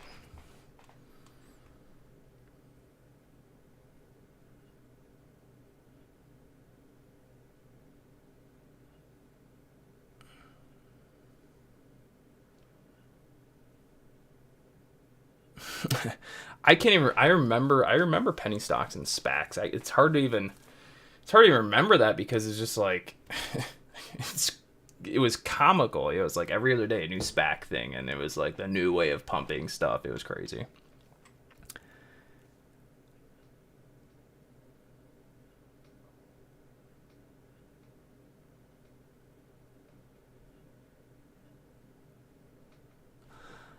I currently trade future to have. I mean, no matter what, I mean, anything you do that has leverage, there's going to be some big swings to it. Even like, penny stocks too. Let's see. Yeah. Yeah, that was nice. Yeah, but so I will say, yeah, I miss waking up to just being able to just slam 10K every day. That was a good feeling. But yeah, I mean, no matter what, if you have penny stocks, options, futures, there's leverage involved. Well, there's leverage on penny stocks because you generally leverage up shares, but it's not leveraged. But yeah, so anything that you're taking on leverage or whatnot, there's going to be a wild P&L swing. So I mean, you could do options. You're just going to have to go later dated options to prevent that wild P&L swing, arguably. So, whatever area you find yourself getting involved with, no matter what, there's going to be some risk. Obviously, that.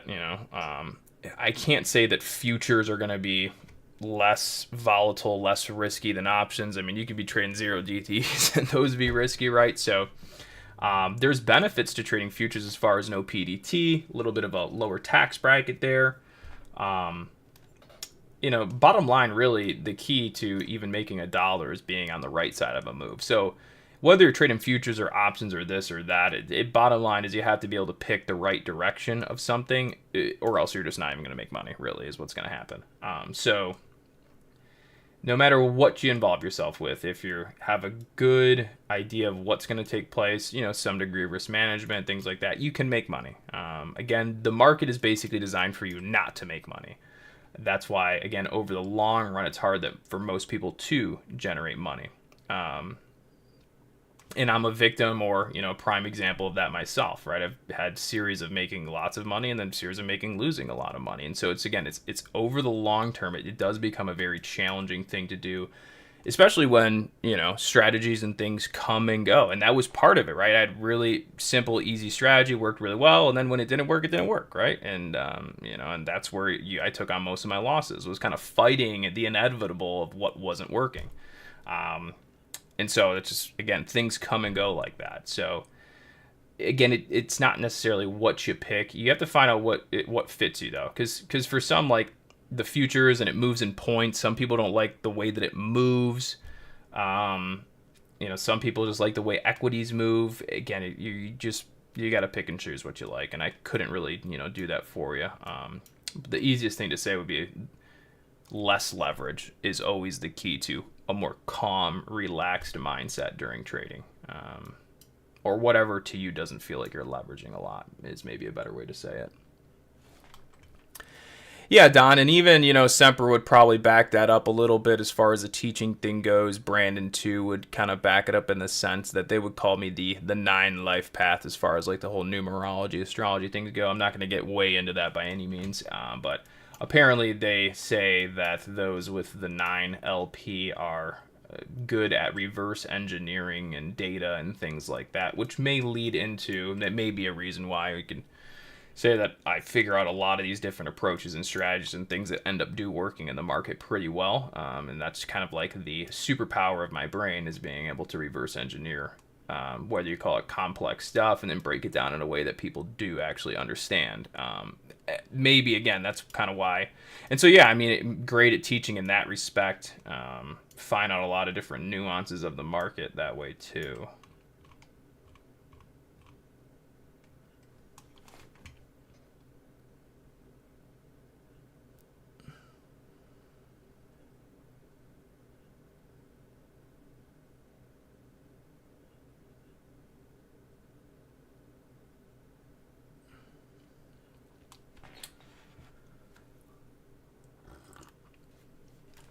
But yeah, I mean, you might find me doing a little bit of everything at any given point. Man, trading individual stock, buying up Bitcoin, a futures contract, even some options here or there.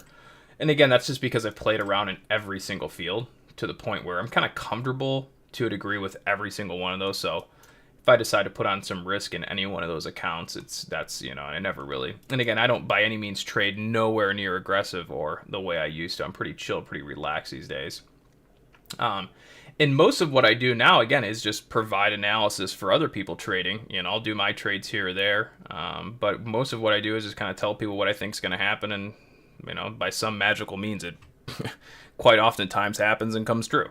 And that's just because I've been in front of the screen every single day for so many years, teaching it. And when you're teaching something to someone, you don't want to be wrong. So that then drove me and Brandon as well to better figure out why things do what they do, when they're going to do what they do, et cetera, et cetera, et cetera, because we don't want to be teaching people these things that don't actually work, right? So, and it's terrible when you're, in a chat room or running a chat room, like, hey guys, by the way, like, this is going to happen, and then the exact opposite happens. Like, oh, well, you're just an idiot. So, the objective is to say things that are going to happen before they happen.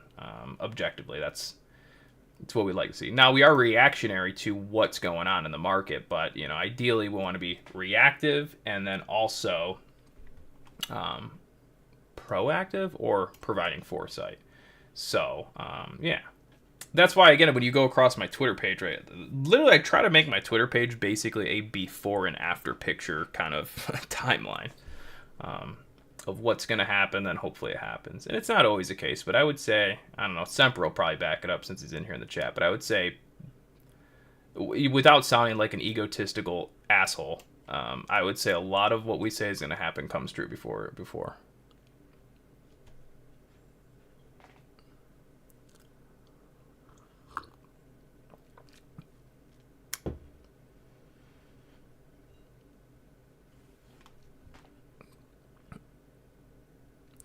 Yeah, it does.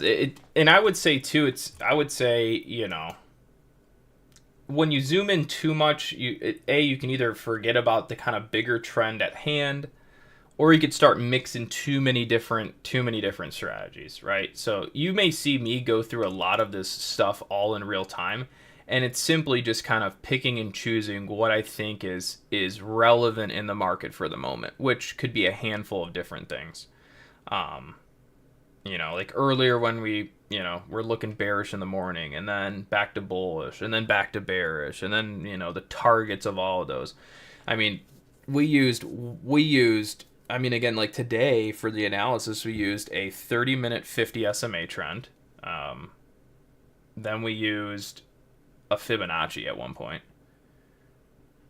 On my side, maybe not for everyone, but a Fibonacci at one point. So we used Fibonacci today, 50 SMA. We use 1 and 5 minute trends. We use 30-minute trends.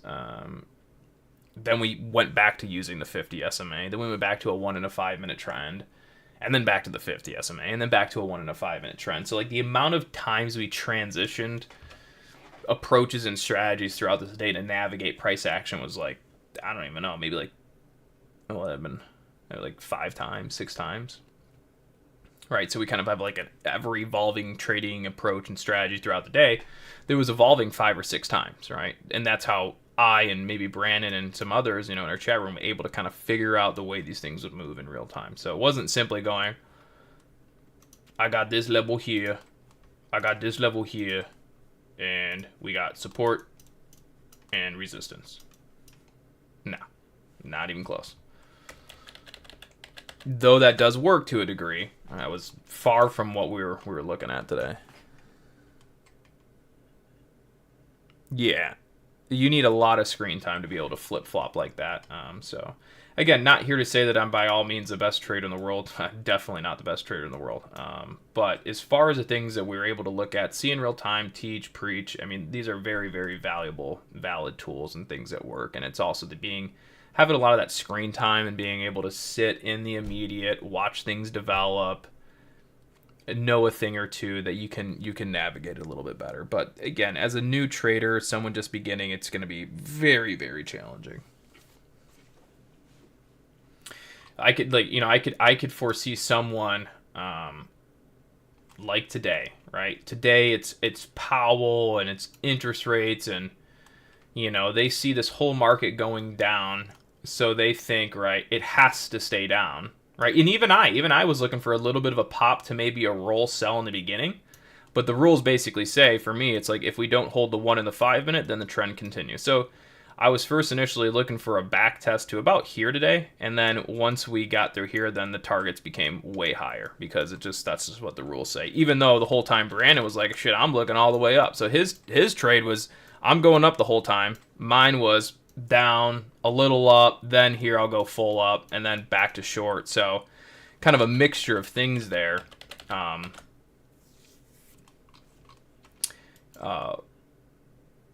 But yeah, like, you know, I could feel for someone who just started in the market, right? They would be like, oh shit, market's up today. Like, cool, I'm going to get long. Then they get cooked. And they're like, all right, I'm going to go short. And then they get cooked. And they're like, I'm going to go long. And then they get cooked, right? Just terrible, right? Versus, you know, take 10, 15 years of experience in a chat room, whatever. We were looking bearish from here down. And then arguably back to bullish to at least here, and then all the way up, and then bearish up here, back to here, and arguably here, right? So while we're moving with the market in real time, someone could just been getting just absolutely cooked today. And I feel for that, because it's not easy, right? I mean, looking at this chart probably pissed off a bunch of people. Up, slam, straight V reversal. How many people shorted this and got blown out today just to watch it get demolished later? Then to maybe think short, then to get roasted out again. I mean, dude, could have been a lot.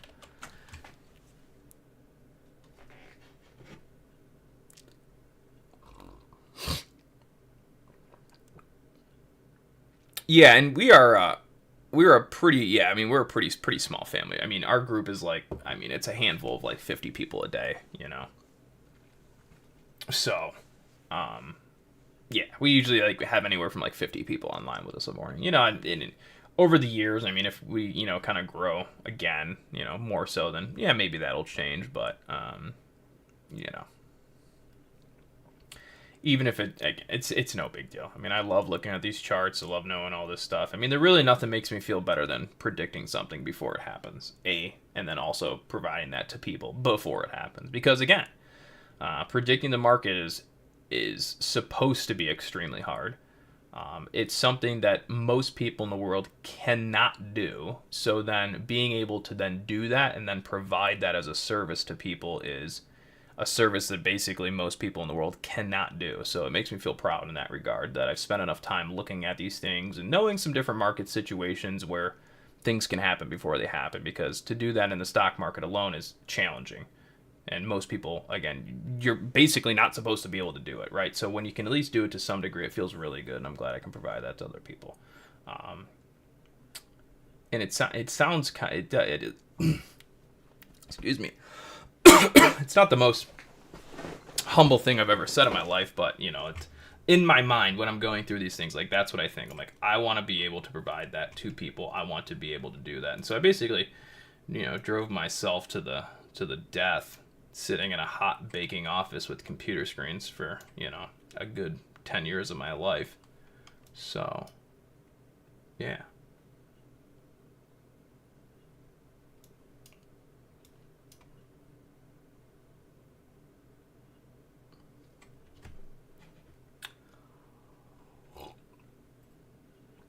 Yeah, most people can't be profitable. It's just a fact. So most people can't be profitable along with, you know, tell someone what's going to happen in the market before it happens with a game plan, and use emojis on your screen as where it's going to go. That ain't gonna fly for most. That's the other cool thing, is I want to be able to get to the point of using emojis, right? Like, what is easier than just going like this and going, oh yes, market go there, and then market goes there. That's great. That's what you want, right? Versus, you know, well, we got this level here in 2027, and then the bull flag, and, you know, it's Jay Powell, and no. We just need to get below here, and then we go there. Do something like that. That's fun. And again, it's not always that perfect. But just know in my heart, I am basically always trying to hopefully know what's going to happen before it happens, and then hopefully be able to provide you with basically just one little simple emoji on the screen, and then it happens for you. That's literally my objective. Sometimes it's a good, sometimes it's a shit, you know?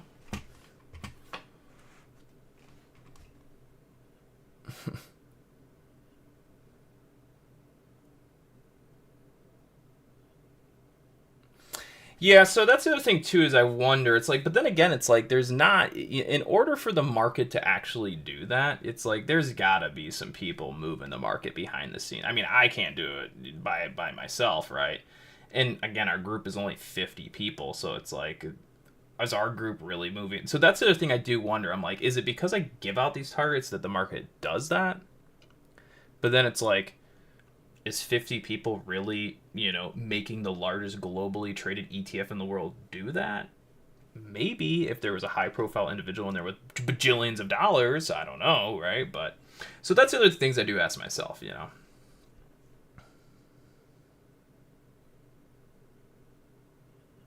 That crazy guy from Florida. Yes, and then as Justin said, yeah, Dave in our room, good friend, family friend of mine, very very intelligent and smart with options. Very pretty much it's all defined as low risk options trading involvement. Basically, getting into plays for cheap, low risk. That's it. That's literally like the motto there is low risk options involvement, but it's also via complex option strategies, which most people are like way over the head. Though he does sit there with you and build the trade in real time many times. So it's also kind of like a just follow what he does on screen during the meetings, and you'd kind of know.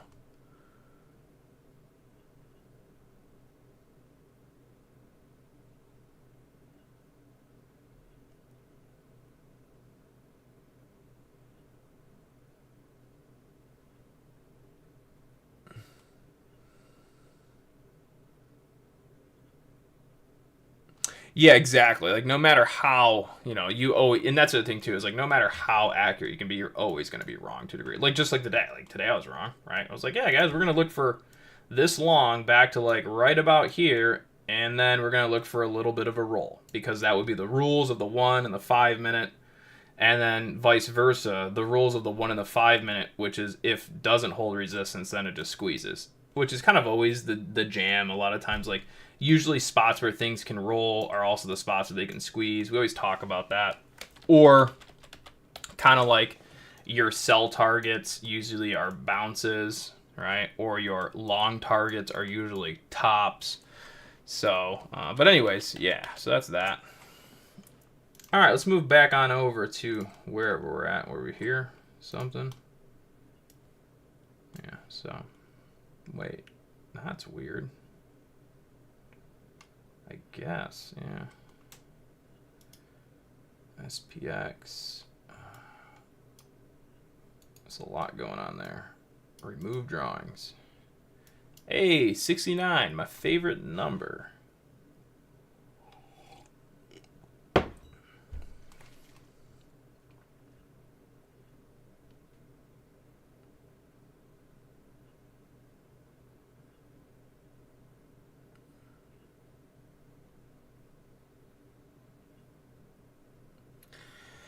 Oh, little. I don't know what I was going to say. I was going to say something weird. Intrusive thoughts are about to get out of my mouth. And I closed it.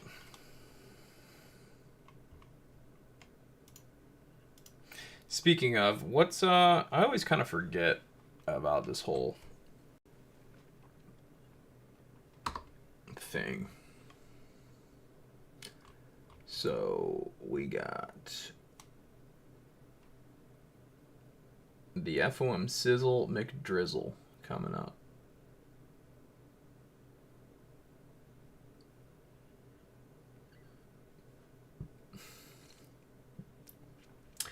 Interest rate projection, first year, second, third. Oh boy.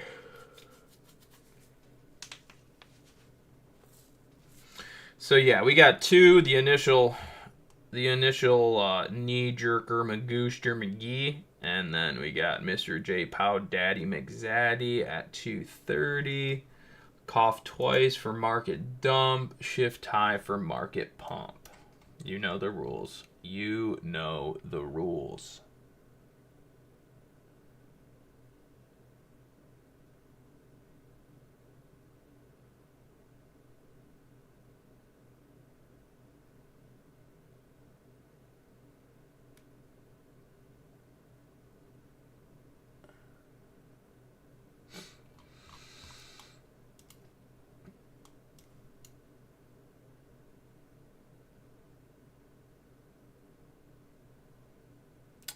Yeah, buddy.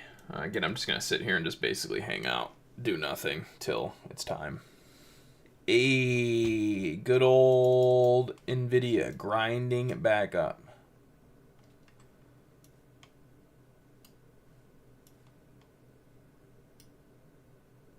You know, I've never been the greatest at journaling, unfortunately. That's probably just because of my ADD brain, which I can say is pretty bad. So my organizational skills in that regard have never been the greatest, really ever. I'm more of a unorganized mad scientist than I am an organized person.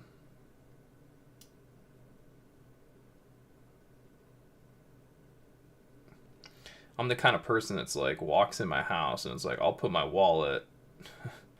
I remember, what did I do one day? I can't remember what it was. It was either my keys or my wallet, but I remember I like came in and like put my keys on the counter and they kind of slid like behind the coffee pot. But in my brain, I'm like, that's safe because they're not going anywhere. Like they're on top of the counter. They can't really get lost there, right? Because they're on top of the counter where we don't do anything as the coffee pot's there. So I'm like, that's great. Safe location, good to go.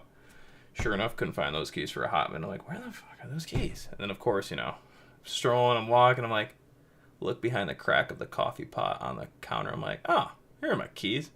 Oh, that's right. You're an idiot. You put them there because you thought they'd be safe, but then you end up losing them because why the hell would you put your keys behind a coffee pot, you idiot? So that was pretty funny. So that's kind of how my brain works. My brain thinks like safety-wise as far as like putting things down. I'm like, oh, like that's a safe spot. Not thinking about, you know, returning back to get them, and that's the most logical place for me to find them at. So yeah, as far as organizational skills, I've never been great at that, which has kind of been of a downfall for trading as far as journaling goes. Again, it's just strengths and weaknesses is what it is. All right, Bitcoin, we need to get you all the way up to 145,000 or else my Twitter page is gone and it's never coming back. Never. Which I don't want to say it feels like it's a long shot at this point, but that would be a wicked pump. And if we don't get to those targets, then that just means the cycles are slowly changing from the last time, which is more than okay to happen. But we still have a lot of time left on this bull market move, arguably. I'm only going to really start getting a little nervy around March, because March could be the start of a Yanker McDoodle, or it could not be. But again, the timeline for me all lines up March to October of 2025. Hold on. Let me double check. I have it in my handy dandy notebook.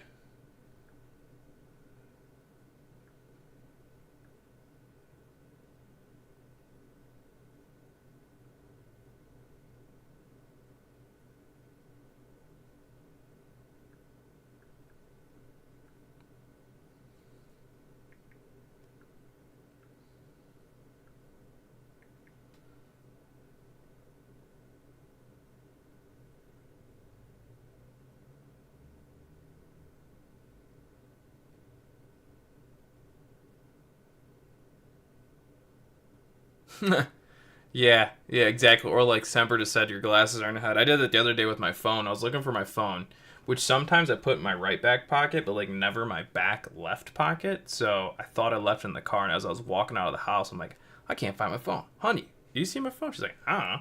So I turn around to walk out of the door, and she's like, your phone's in your back pocket. I'm like, no, it's not. I check my right one. It's not there. It's like the left one. I'm like, oh, shit. It's right there. So the other day I put it in my back left pocket, which, again, I never do.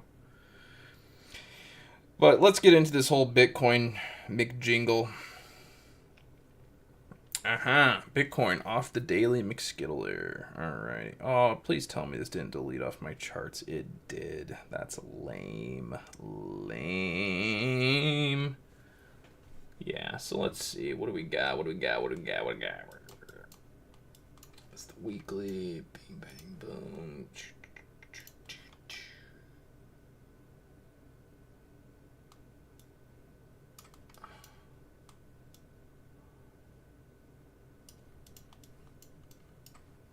So yeah, I mean, again, and I've always said this to you guys. I've said this a couple times. Actually, let me do this. Settings, text, green line, color border, background.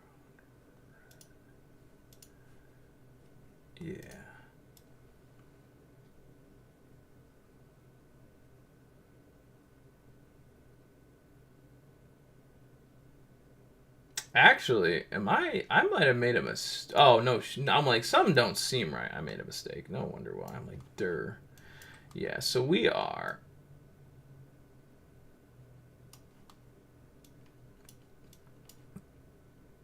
So as far as the timing of things go, I'm bullish to our targets, which are obviously euphoria targets, and or bullish to the end of our timeline. So this would be the start,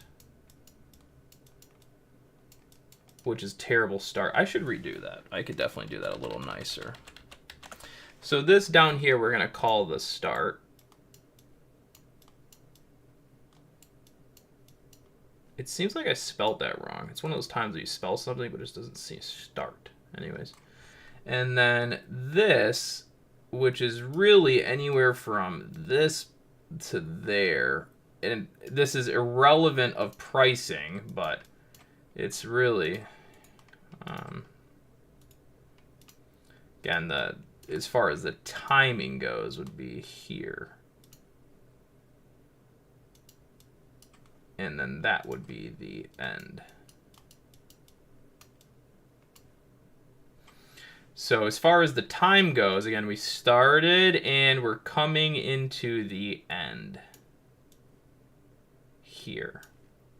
Price is here. We want the price up here by the end of the timeline or before that. But we're not going to keep pressing a mega high euphoria target if we start to get too close to the end, because then there's less time left for it to get there prior to the potential of a bear market rollover starting. So like I said, we're closer to the end than we are the start of the bull market, obviously, like durr. So like I said, we got to get those targets, or else, again, I'm deleting that Twitter, unfortunately.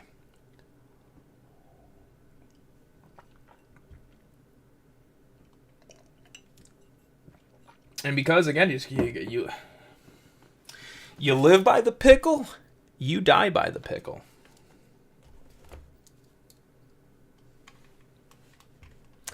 No, we do not have a Discord link. We used to. There's actually probably a broken link in our description, but we do not have a free Discord. We don't do that. We used to, but we don't anymore. Everything we do, aside from YouTube streamer stuff on Twitter, is all in our paid group. So again, we don't operate a free Discord anymore. It just becomes too much to handle. You got people in their chat, and then you got a bunch of freaking phishing scam bots all trying to just basically, use your information and all this or whatever. So yeah, we just don't do free like that no more.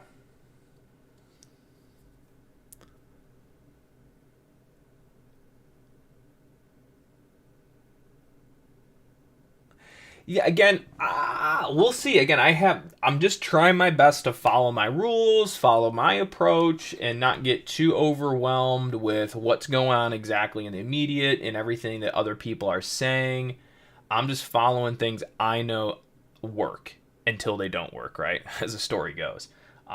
Again, a lot of people call for a lot of crazy targets. When we first started the bull run, I mean, my Twitter page, and it still is, would be full of obviously the millions, the 500Ks, the 200Ks, the 180, and those are all arguably valid. It's not that those would be wrong; those are all arguably valid. I did notice though, a lot of the big Twitter accounts, their price targets started to come down a little bit. More in line with my price targets. They would start in the 250s, 300s, and then it kind of came 200, and then it went to 150s, and now they're kind of all in the 125 to 130. So yeah, I'm just gonna stick to what I know. That's pretty much it. If you're thinking about those targets, I mean, those are so high and so far out there that it seems really unlikely because of the statistical distribution of the market. You would need a full-fledged euphoria and then some breakout for 200K right now. And Does it happen? I mean, I hope it happens. But in my opinion, we have until, if you want 200K, we have until October of 2025 to get it. That's it. Or else I see we run the risk of a new bear market. So again, anyone buying Bitcoin now and going, we're going 150K, right? We're going 200K. I mean, maybe. Hope so. I hope we get the targets. I mean, like I said, I'm full blown. We're going to 145K, 130K. To me, it seems like a done deal. I could be wrong. Been pretty right so far, but that only lasts for so long. So, again, all I can say is my approach. Everything says we're going up. We're going to get a euphoric target. If we don't, sorry, I'm an idiot. I'll delete Twitter. But also, there's only so long that we have to attain such target before I transition to the opposing market, which may be bearish. And to me, that opposing bearish market can start here in March of 2025 up to October of 2025. So I'm basically looking at this rate. You know, we're going to here, and the only thing that really changes my mind is the fact that we hit the timeline, which is here. And if we don't get target before then, I don't know, maybe we get a pullback here. Then it goes, again, it's so, there's a lot of what ifs, but it's all I can say is that from this portion down here, I was willing to basically stick long bias the market all the way until the end of the timeline for me, which is here, which means we're coming into the end of the timeline right here. So this was start and this is the end. And I'm hoping we get euphoric targets by the end, which whether it runs into the end, whether we run up into it before the end and then top out and then double top and then bam. Again, I don't, that's what I think. Again, so I don't really care about anyone saying 200 this, a million that. I hope we go there. I really do. But I'm just going to follow the statistical probabilities of the market based off the last 1 year trend and then the historical past and current times for market cycles. And if those seem to change and not repeat, then, you know, so be it. But that's what I'm going to stick to for now. You're just measuring previous and past cycles. I have a different way of measuring it. I've seen a lot of people's cycles, in my opinion, wrong on Twitter. And I used to like go in the comments and try to correct it, but then I'm like, no one gives a shit, Connor. No one gives two shits what you think, brother. You're just wasting your time.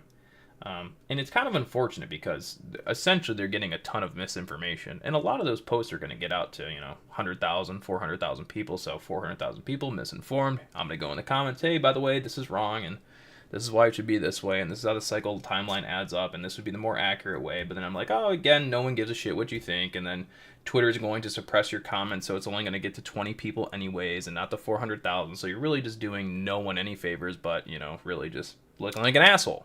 Like, all right. So I just stopped doing that and just kind of stick to my Twitter. But I've seen a lot of misinformation about cycles and the timing of them and so on and so forth. So, yeah. But I would count the cycles from the market bottom to the market top. So we just simply go back to the last market cycle. So ready, watch this. And again, once I show you this, and you guys are all going to know it, and then it's probably not going to work as good in the future. But as far as the timing cycles, we'll see. But again, this is always a thing. Like when you know something good, then you got to show people. And then when you show people, and it stops working, and blah, blah, blah, yada, yada, yada. So if this all goes out the door, screw all you guys. But here you go. So this is the market cycle. So we're just simply going to go from the last market bottom, right? And then we're going to go up to the market top. Ready? This is going to be what? About 850 days. So I actually have to extend this one a little bit. So we're going to go 850 right there. That's good. All right.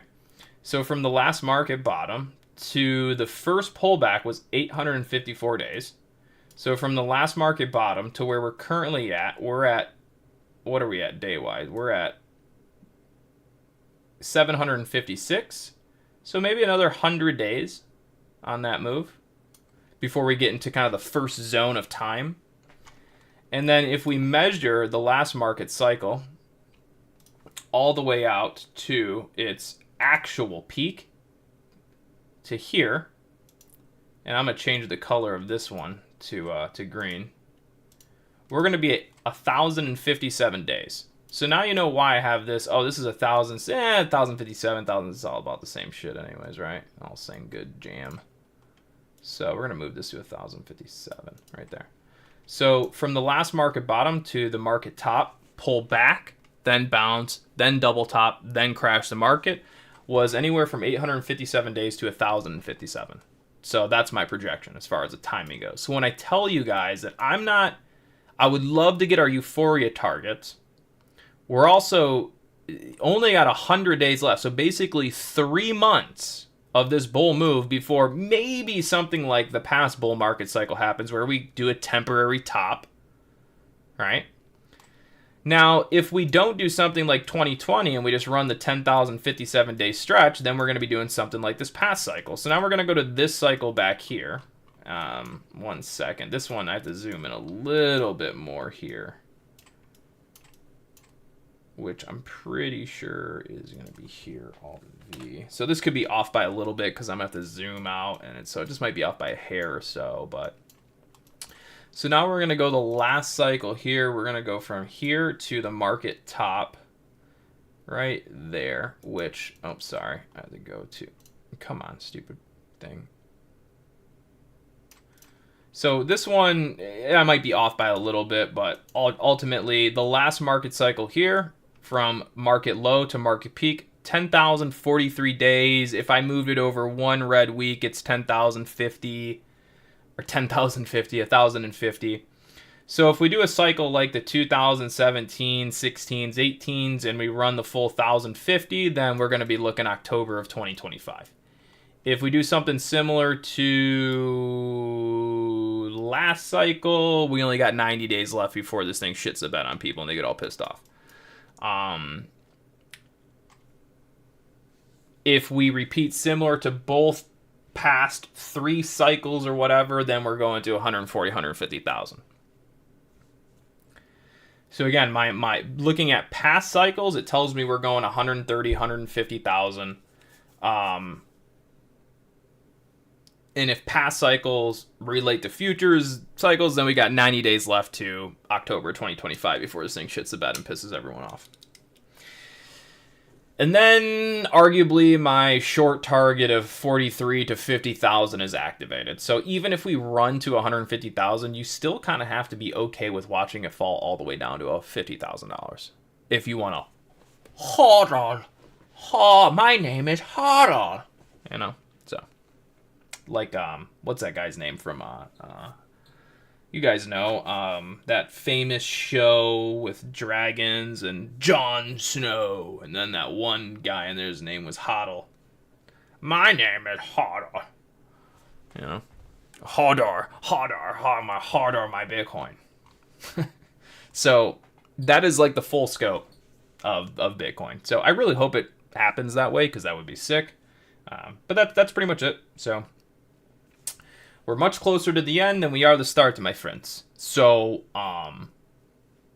and again, this is, you know, your family members are starting to talk about Bitcoin and they're starting to talk about crypto. Just like the other day for Thanksgiving, my nephew, which by all means is not a finance bro, he's like, yo, what up, Unc? What do you think about XRP? I'm like, the top is in, brother. That's what that means. The top is in. Because again, you know, if you're going to get him, the concept being is how many more customers are there, right? Again, like most people have an iPhone that want an iPhone other than kids that are too young. So most adults, right? Most people that should have a phone either have their Android or they got their iPhone, right? So as far as the adult group, like the customers have been had, right? Aside from the ones that shouldn't have them, okay? When it comes to investing, right? If you know, the old story, the taxi cab driver is giving you advice, right? So when my nephew is coming over and asking me, right? Or when the other day, where was I? I was at the indoor golf dome. So I'm playing golf, right? Playing golf. Guys next to me, his son, dad there golfing. They could be in finance, but the likelihood is, you know, most people just aren't, right? You know, when you go out, it's just, so anyways, his son's talking about, I don't know if it was XRP or whatever crypto, but he's like, this thing's going to blow and it's going to go. And so like in my head, I'm like, we're at the top because I'm starting to hear the buzz in the everyday, you know, everyday life, which is where you don't hear that. You usually don't hear that till you're getting till the end. So family members are talking to me about it. People from my golf league are they're sending me emails asking me questions now, even though it was a year ago, 2 years ago. I said literally the start of golf league last year. I came in first week, hey Connor, what should we be buying? I said buy Bitcoin, just buy it. And then I sent them a bunch of emails, buy Bitcoin. I gave them all the price targets to the upside. We're going here first, and then we're going to look for a breakout here, and then we're going 150, all this shit, right? And now they're going to come around and go, oh, well, what about this? And no, I told you 2 years ago, this is where I was looking and this is what we were doing, right? So the buzz is happening. My nephew's asking me. People from Golf League are asking me. The kids at the Golf Dome are talking about it. So we're nearing the end. It's happened, right? The customers have been attracted. The stock market, the crypto market, they have opened the doors. They put the sale on. And now everyone is rushing in the door, right? We are. How many more people are there left to get is always the thing at the top of market cycles. The people who want to be involved, it sounds like they're involved or getting involved. And so this is a rinse repeat thing that the markets normally go through. So yeah. And it's not, I hope I didn't sound like a jerk there. You know, it's like, this is just the cycle. This is just what happens, you know, so. I will say though that the people in my golf league some of them did do pretty well in the recommendations there, so I got to give it to them. But you know, yeah.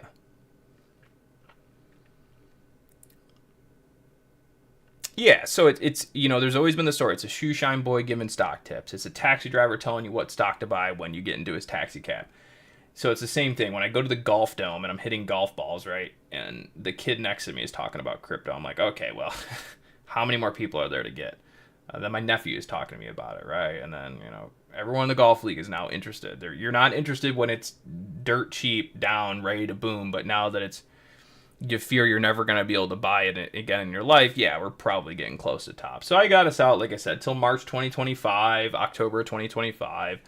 So even if we get some pullbacks in between there, I think they still get bought. So I kind of feel like the market needs a little bit of a pullback to shake some people out and set the chart up in a way that it could keep pressing. I think if you, and we're probably pretty close to some interest rate stuff, but I'll just finish this up real quick. So, you know, it would be, I don't know, in my opinion, it's less likely to see the market do this, right? Than, you know, like, right? Like a huge, like just keep printing upwards like this. Right? I feel like it's less likely to just keep printing upwards versus it would be to like maybe do one of these and then start to print back upwards, right? Like at least a week or two of like something pulling back and making everyone be like, oh shit, the top's in again, right? And then it's not actually in versus just moon ripping everyone's face off. We'll see though, right? We'll see.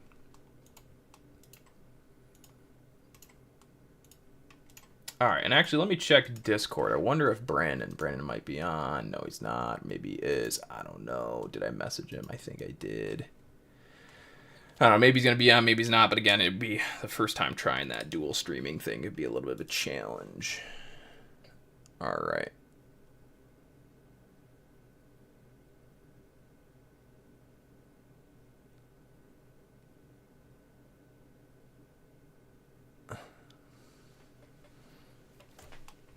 Yeah, so let's get over to the SPY. See what's going on here. I have no idea. I haven't been looking at it for quite some time.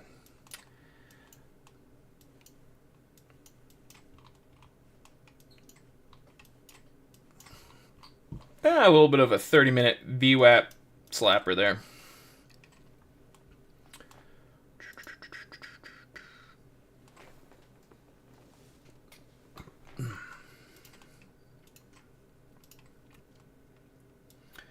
Again, remember we said earlier, right? Market's still, you know, basically as long as the market is over the 50 SMA, then the market's bullish, right? So there's your 50 SMA tag right there. So, real quick, this is your 50 SMA. 50, oh shit. A little 50 SMA. All right, so that's your literally the red line. It is your 50 SMA. That's your over under bullish bearish, bullish bearish, bullish to bearish.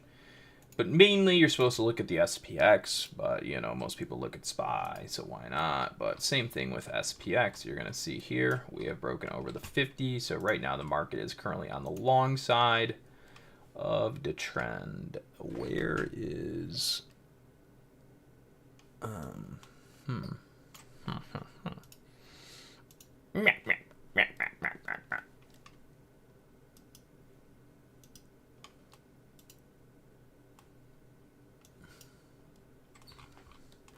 well, that's stupid. I hate when TOS does that. It's so annoying.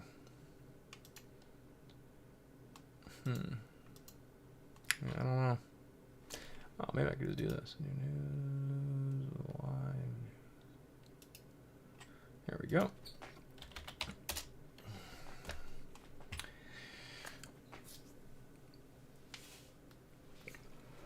Oh boy. You must harder.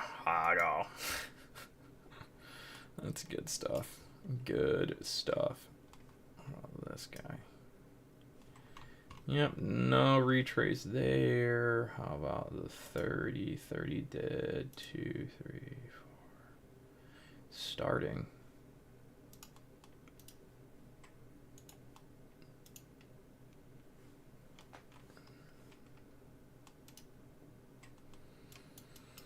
All right, bring back up this guy.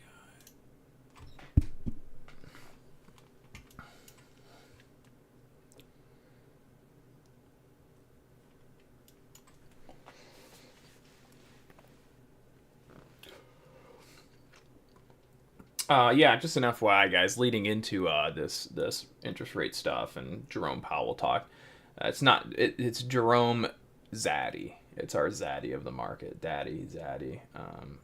Again, I'm completely unbiased. I don't care which way it ends up going.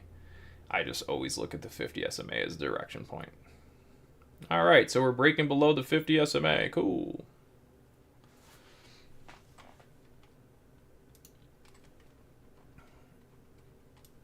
All right, so you guys, you can pretty much see clear as day, right? Where's the market breakdown? Obviously, we have, you know, data coming out, but right there, snap down, so that's below 50 SMA.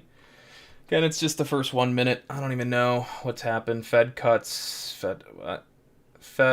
overnight rate by 25 basis points. Okay, so basically, the market's trash. And I wonder what the 10-year is doing on that. Going up. So things are going to keep inflating away. That's pretty much what that means. So even with them cutting rates, the Fed, the bond market's like, yeah, yeet. So there we go. There's your snap. So even before, I'm like, yeah, even when you're above or leading into a CPI announcement, I always kind of expect, you know, we're going to stay on the bull side. But that's it. 50 SMA, that's your breakdown. So in the immediate, the market's just shifting bearish below the 50 SMA. All right, so we're going to go ahead. We're going to anchor the top of that. Wait, hold on. And again, you know, Powell comes out and blah, blah, blah, blah, blah, yada, yada, yada, yada, yada, yada. So we're going to be anchored to the top of this 1 minute because that is the, you know, announcement so far. This is the directional move, and there's a 50 SMA. So at some point, we're going to be looking for a bounce back to that 1 minute top down volume weighted average price. When that happens, again, the market does what it wants, but that's going to be kind of our target back for the moment.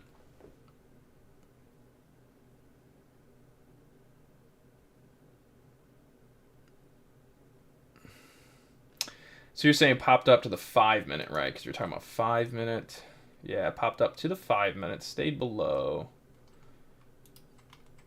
So, you know, this is 1 second going to be,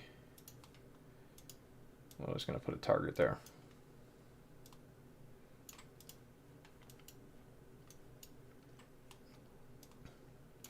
You know, this is good for you guys that kind of watch in real time, you know.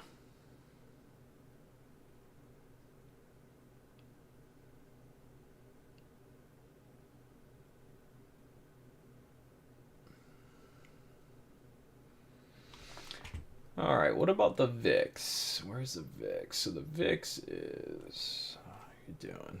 What are you doing? The VIX broke down. Oh, that's that to the 15-minute trend back along. Yeah, that makes sense. All right.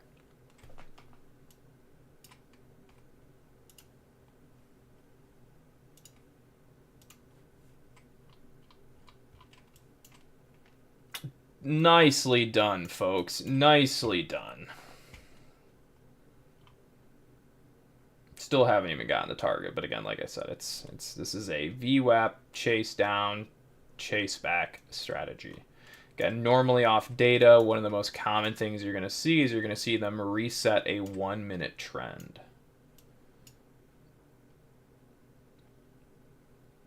That being said, we are on the negative side of trend right now, so everything is counter to bearish below the 50 SMA. Of course, when Powell comes out and starts talking, some of those things might change.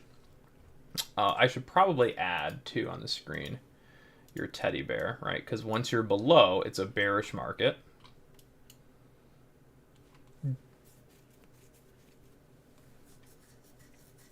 Let's double check a little SPX Magoo. Yeah, and the only time, I will say this too, the only time you don't get the 1 or like the 5 minute trend of a data announcement is if it's the market's really, really strong in one direction, but that's less common. All right, so now we're going to be anchoring here. 1 second, where'd it go?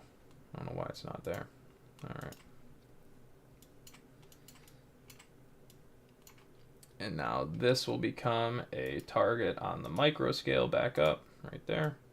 So there's kind of two targets. You got the data announcement, and then you have the most recent lower high. And those are the counter trend retraces on the 1 minute scale. So like right now we're mixing 30 minute, which would be here, 30 minute strategy, which is as long as the market's below the 50 SMA, you're in a bear move, along with 1 minute strategy where you expect counter retraces to be. Okay.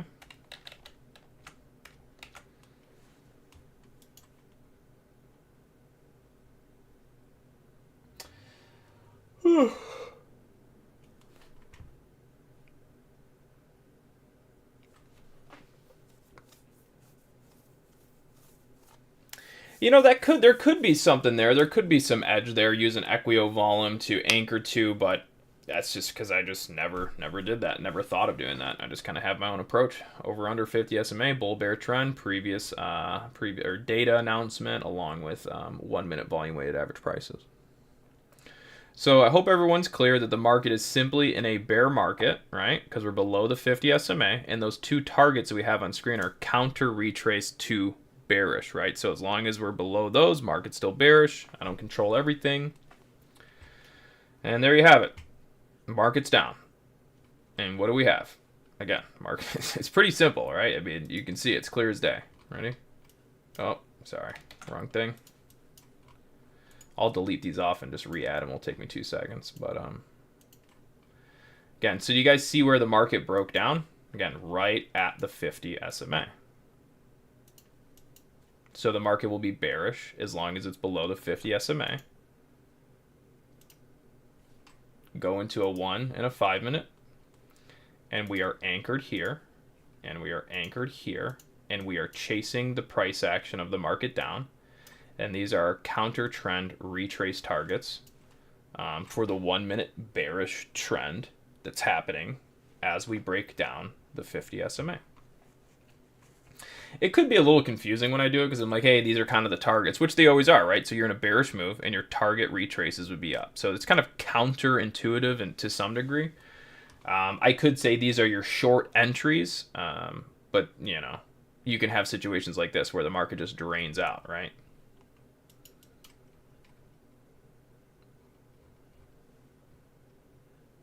And here's another thing you can look at too. Like if you guys look at the market internals, there's nothing bullish in the market right now, right? So you have down on your NASDAQ, down NASDAQ 100, down FANG, down SPY, down NYSE, down N volume, right? So there's nothing that's long bias currently in the moment that's really helping the market go up, obviously. So you got a sell signal below the 50 SMA. That's bearish. All your stocks in the market are bearish. We have all the counter trend retrace levels on the 1 minute. All good.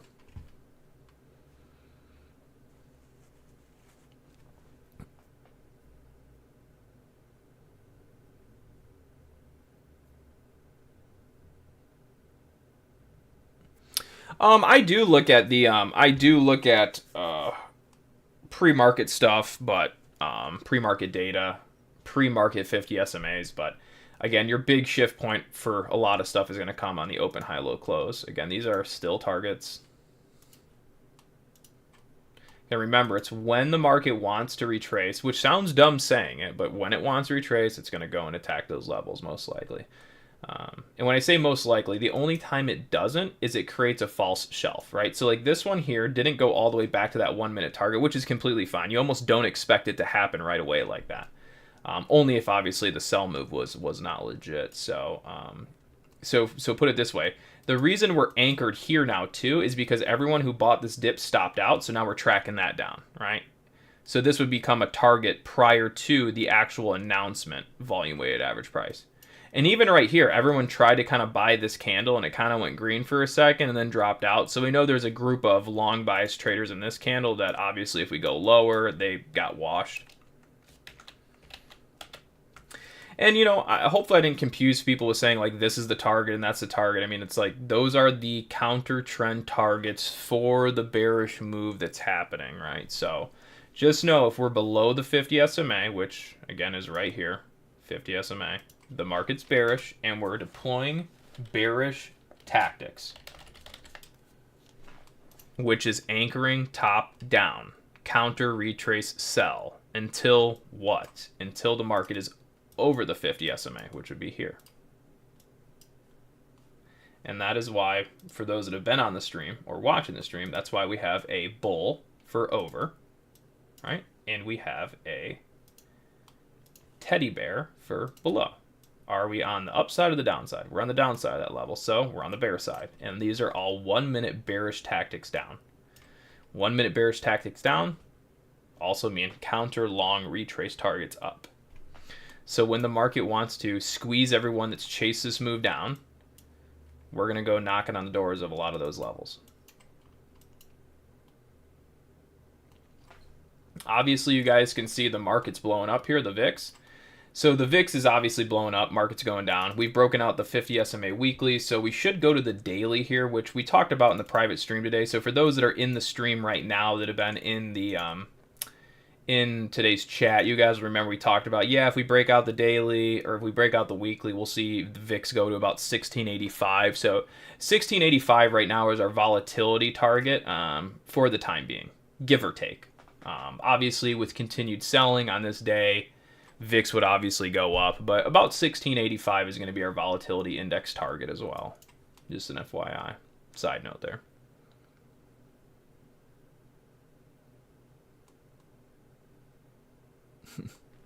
'81 viewers on stream. Thank you guys. It's really cool. It's fun. Glad we'll be able to do this. We'll have done this in real time. So this is the first kind of, I don't want to say the, no, I won't even want to say this. This is just, we're getting really nice follow through on the sell side there, but I got to double check some old stuff just in case, because I feel like I could be missing a little something here. So we're going to take our old move here, because this is what's going to help me kind of determine maybe the bottom side of this move. And then, so we took out that guy, which then means we're opening up the door for the lower distribution target. So a full on, but that would be, that would be pretty wild. I don't know if we're in 601. That's 597. That might be too much. Let me double check SPX real quick. Probably be better on SPX.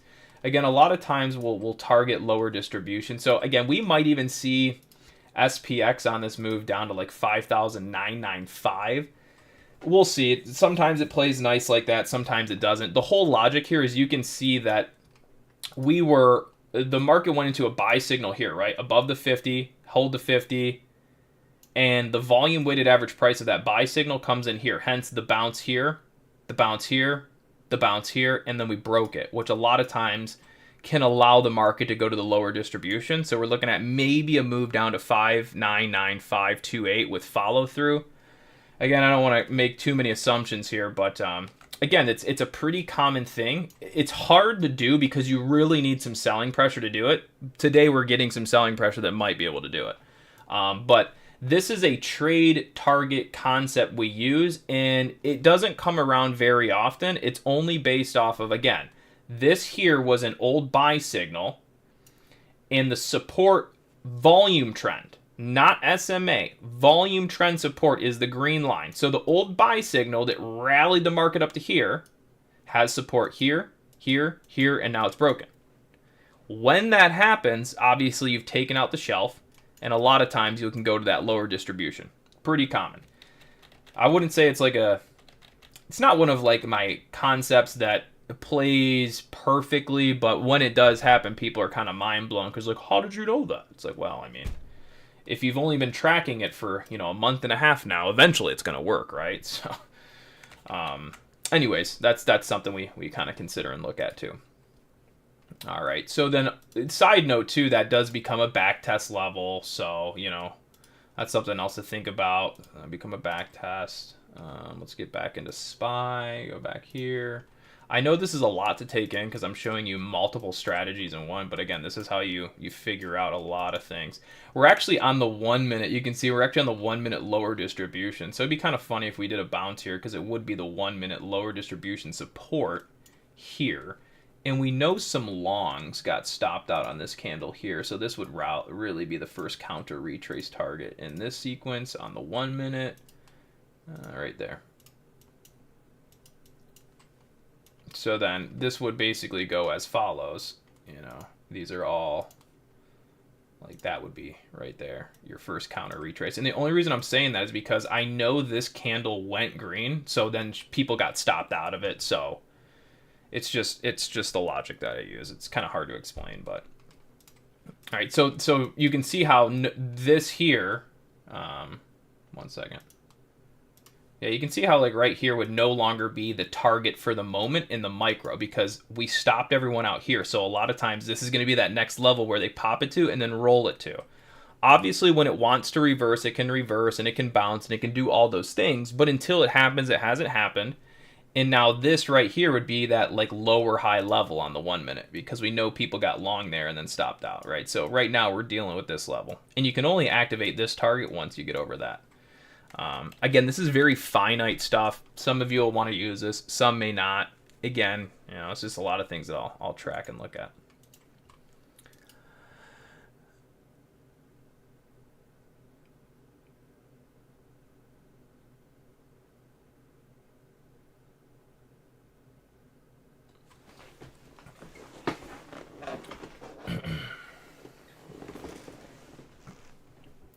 And of course, when Jay Powell, the boy, comes out, McZaddy, let's see, let me read some of this stuff. Fed projections imply 50 basis point rate cuts in 2025. Another 50 basis is in 2026. So basically what they're saying is the market's going to get absolutely spanked come 2026. By the way, that's what we're projecting. We're going to have a bear market or a real market correction leading into, 2026 area. So just be ready. What's that mean? Don't be surprised when the market's panicking and CNBC is telling you your entire life's going to end. Just expect it's going to happen.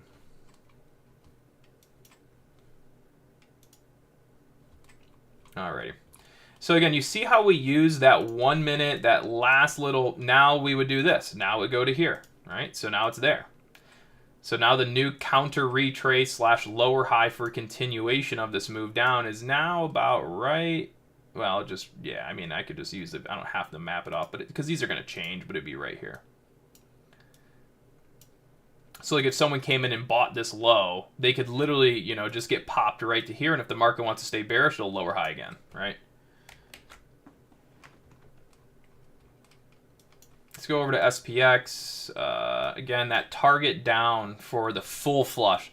The full shit the bed and piss everyone who's been long the market for the past couple weeks will be down at, like I said, about 5,995.28. Right now, the VIX is trading at about 1644. Again, we kind of have it leading to about 1680s. So market continues to sell, play nice. We should get about 1680 there on the VIX. At which point the daily might give us a little resistance. So you can kind of see how maybe there's a scenario for a bounce if we get the VIX to 1685. Might be able to use the VIX daily, a little resistance, use it for a bottom on the market. Arguably, if the market's at a support, it would work better.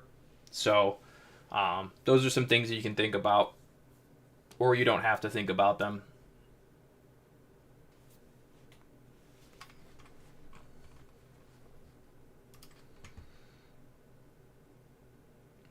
I'm not trying to think in terms of V reversal. I think in terms of bullish, bearish, until maybe a support is hit that I think is valid, which currently my sell targets for the SPX are going to be 5,995 unless it reverses, right? So we're going there unless for whatever reason the market reverses, at which point it will reverse based off of things that I'm not currently thinking about.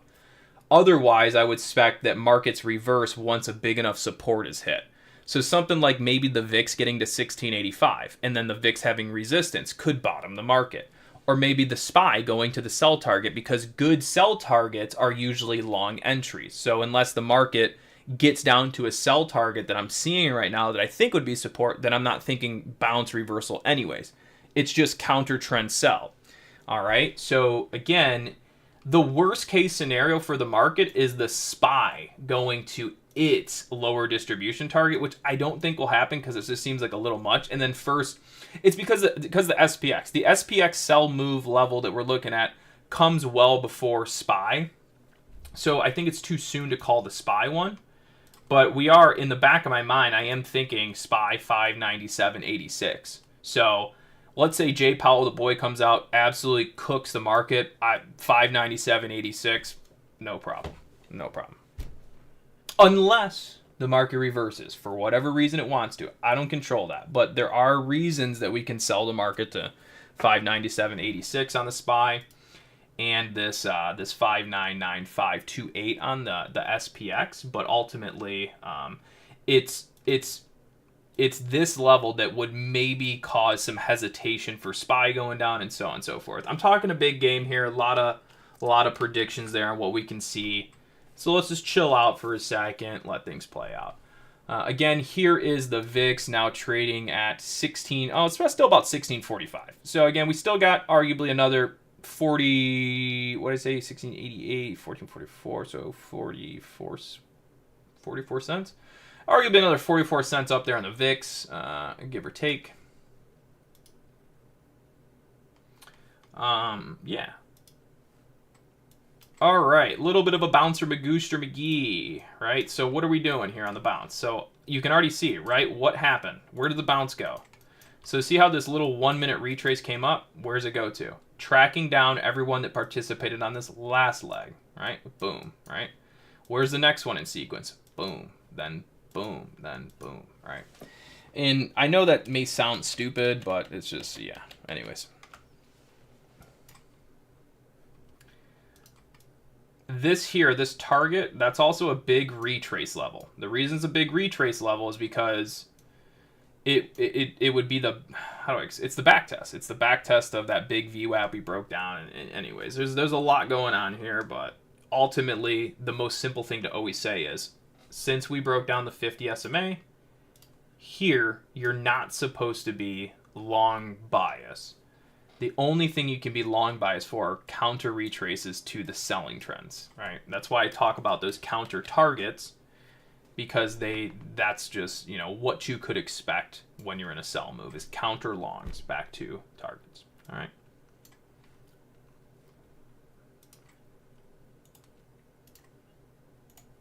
And, like I said, the more you show people some things, a lot of times the less it can work a little bit. So, but anyways.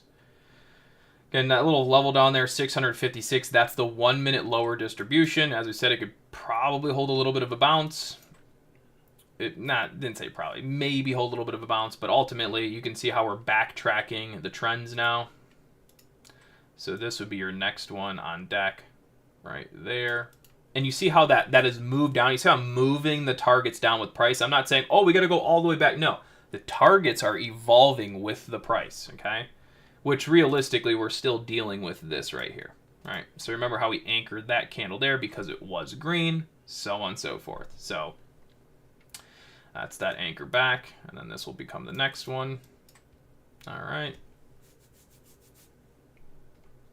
And then after that one, obviously it'll become the next one on deck, which will be here. All right.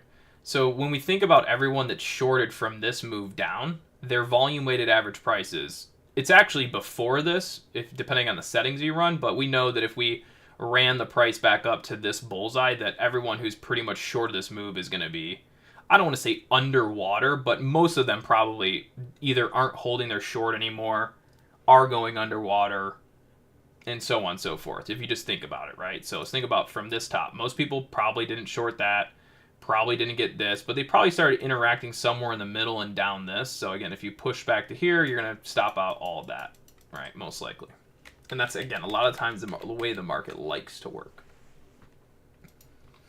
So for all of those VWAPs on screen, those are all counter retrace targets. So bing, bang, boom, just like that. So those would be the 3 1-minute counter long targets. And when we say counter long is if the trend wants to remain bearish, it could catch resistance at any one of these VWAPs, hold a pullback, so on and so forth. All right.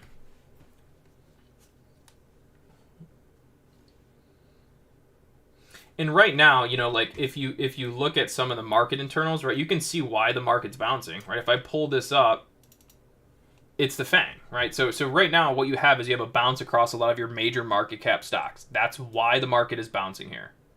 But if you look at the S&P issues, look at the S&P issues didn't do nothing, right? Look at them, down. Minimal bounce. So it's really just your FANG names that are moving this bounce for the moment, right?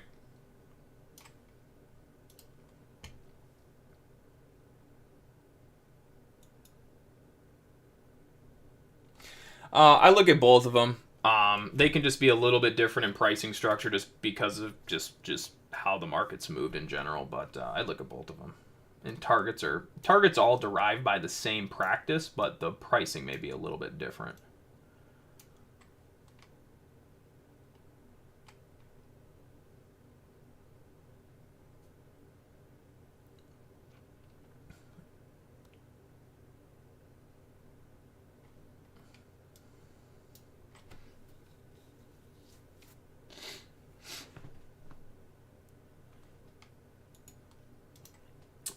Another thing that I should kind of add in here is like, if this first initial like knee-jerk reaction is going to kind of continue playing to the downside without any sort of it pretty much the way I see it is, you know, if the sell move that started wants to remain down, then objectively it's going to remain below what? The 1-minute intraday volume weighted average price, or 5-minute. If we can, and a very common thing is to run the price all the way back to the top down 1 minute, because that would pretty much put everyone who bet bearish this move on tilt or underwater or pissed off or red or whatever. Again, and that's just based off the logic that, you know, most people didn't interact the first candle. They didn't know if it was going to bounce, maybe go down, so maybe they're shorting on this move down. So taking them up to here will effectively screw everyone over that's been short, which is usually the objective of the market, to screw people over.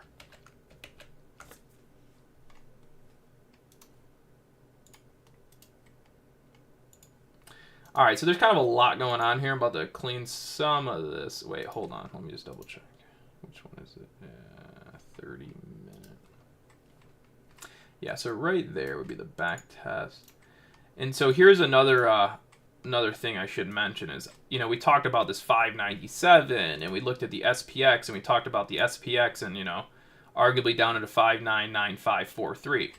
For that target to stay active in the immediate, the market must maintain below the reason for going there, right? The only reason for us going here is because we took out the volume weighted average price support that I'm drawing on. See how we took it out there? So this is only active as long as the market maintains below, right? So as long as we maintain below that, this is all on deck, right? If the market were to retrace and start getting above that, then I wouldn't think we're going there anymore, right? Or have the opportunity to, all right?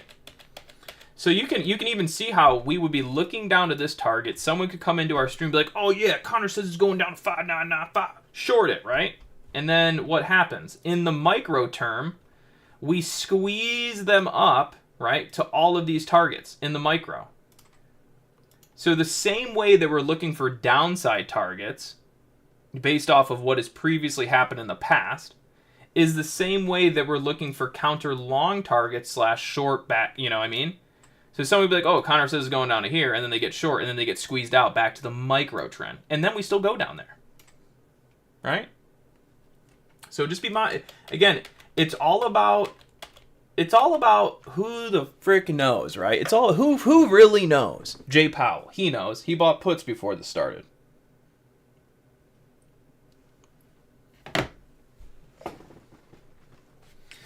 Jay Powell McZaddy bought puts before this started, and then he called up the boys and said, dump it. Dump it. So I think what would be pretty cool is for the market to play nice, continue down, go get the 5995, hell, even throw an absolute cooker magoo down to 597.86. That would be cool. It's all going to be built off the back of Jay Powell, McZaddy, McDaddy. Yeah. Then if we do get down to there, that's where we should definitely look for a little bit of a bounce. That trade usually works 60% of the time, all the time. So, odds are good. Never better. I'll cook your magoo. That's for sure.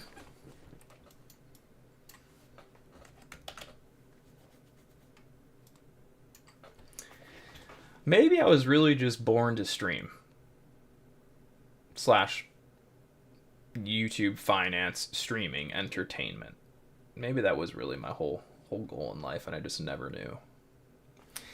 Anywhooser, would you look at that? The market's going down. I mean, who would have thought? Maybe the market is bearish because it's below the teddy bear. Who knows? I don't know. I just tune into people's YouTube live stream. That's all I do. Alrighty, ladies and gentlemen, boys and girls. Again, we still got some room up there on the VIX to about that 16. It's at a 1681, 1684. I don't know. Don't shoot the messenger if you miss it by a penny or two. But yeah, we're looking pretty good there. I mean, if it wasn't... Hold on, let me just increase this guy like that. We're going to put in a little 5-day, 5-minute. Ooh!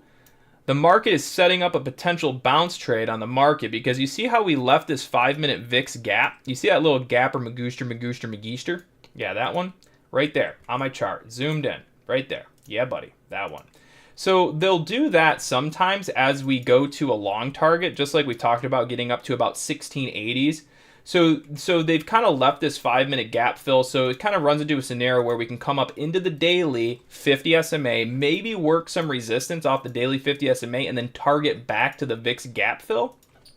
So that little bit of a setup we're possibly seeing there on the VIX would then also give us a little bit of conviction and reasoning to maybe bounce the market here.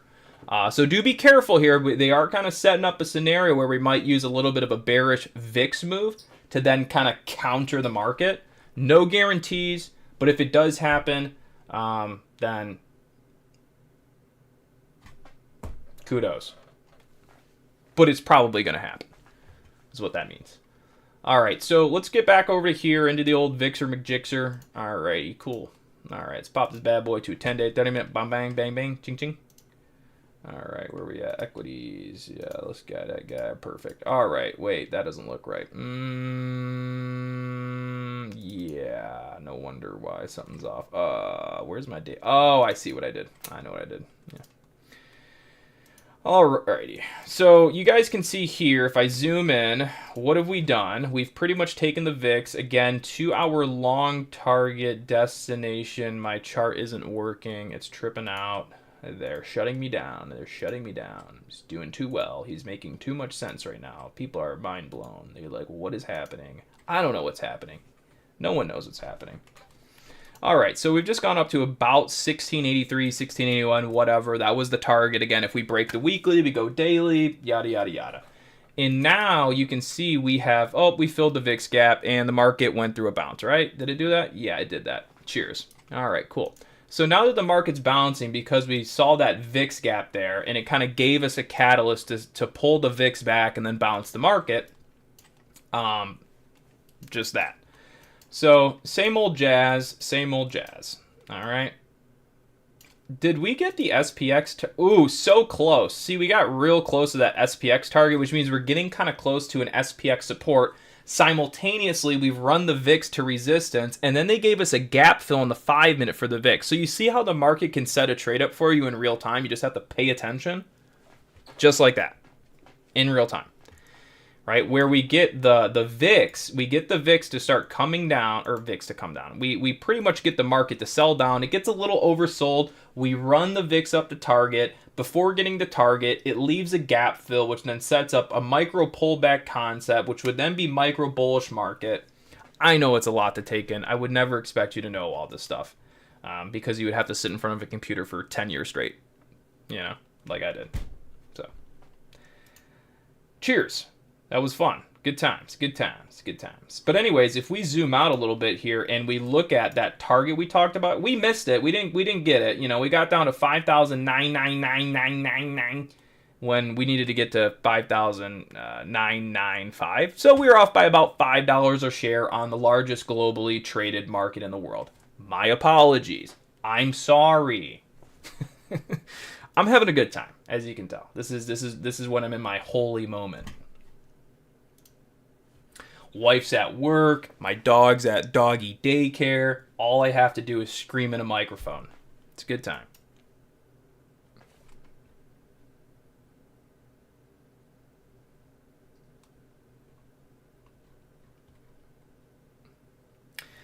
Yeah, I expect better. Absolutely. So yeah, you probably shouldn't be too short biased anymore because again, we got pretty close to that SPX target, and then as we mentioned a little bit, right? What did we have here? We had the VIX. It got to the daily target. On the way to the daily target, what did they do? They set up a 5-minute VIX gap fill, which you really can't see anymore because we filled the VIX gap. So there was a setup there to kind of do a counter trend long. That being said, you're not supposed to be full-blown bullish the market. It's just meant to be short-term long there, which really just was 2 candles up. Welcome to the market. Yeah.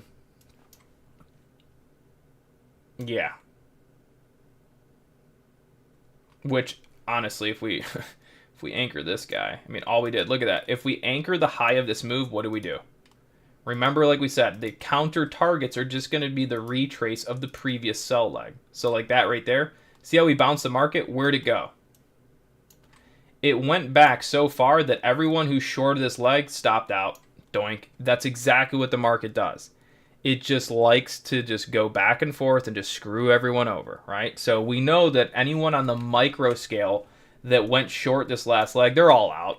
Again, most people didn't short here. They didn't short here. They didn't short here. They probably didn't short that candle, but some. Most people probably interacted on the low, this candle, or shorted the low. And then what? Pow, pow, pow. Out. Just when the market might do its next roll. Bing, bang, boom. Chicken dinner.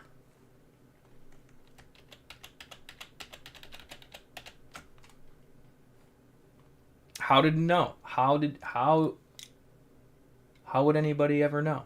They would never know. They would never know.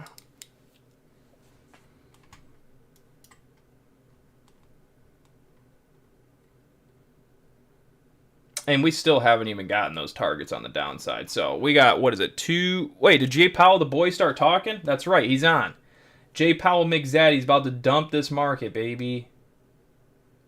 I'm not even going to listen to him. I don't even care to listen to him. I really almost never listen to Jay Powell. I almost never listen to any news.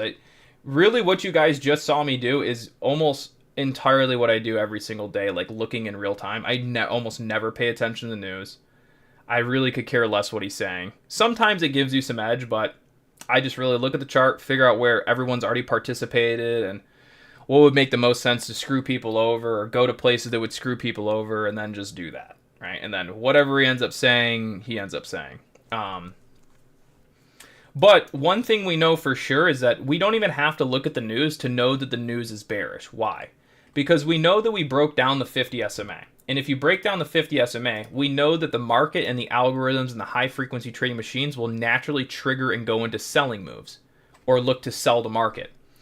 So if algorithms and HFT start selling the market down, then the market's going to go down. And if the market goes down, then we know all the NPCs at CNBC and all the mainstream media outlets are going to be like, oh my God, the market dropped 3% today. It just wiped off billions. Well, no shit. We're in a sell move. So duh, things go down. And as a result, what are you going to have? You're going to have people go, the market's down 3%. So it's kind of a self-fulfilling media prophecy because duh, right? If things go down, prices go down. If prices go down, people panic. If people panic, then they write articles like, the world is over. Duh.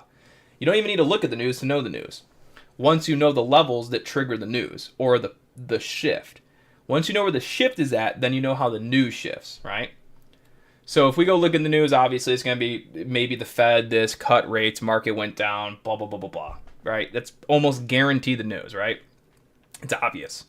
What's not obvious is if the sell move continues into the week and into next week, instead of it being the Fed cuts, it might be Israel just bombed Iran or something like that, or some sort of negative news around war, or maybe it's going to be, I have no clue, right? But you have no idea what they have coming down the pipeline because we live in a circus, right? We live in a world of circus entertainment, but we know that if the market is in a bearish sell move, what's coming down the pipeline would more likely be bearish news. Now, I don't know if it would be Israel and an Iran, or if it's going to be Trump has a heart attack. Just kidding, he didn't have a heart attack. That was fake news. Who knows? But you just know that it's more likely on the bearish side because the market is on the bearish side. And if they want to continue the sell move, then the propaganda machines will pump negative news and give retail a reason for the markets to then be bearish outside of something as simply, hey guys, we're below the bearish emoji, so it's a bear move, right? So they would rather not tell you the things that are like on this stream, like, hey, this is where we're moving bearish. These are the volume weighted average prices of the move. The move is bearish as long as it's below here. They'll say Iran got bombed and that's why the market's going down. No, it is simply going down because we're in a bearish move, and machines and traders that have a little bit more know-how are looking at things down. Now that could reverse and that could change it. It could do all sorts of things, but that's a lot of times how the news machine operates.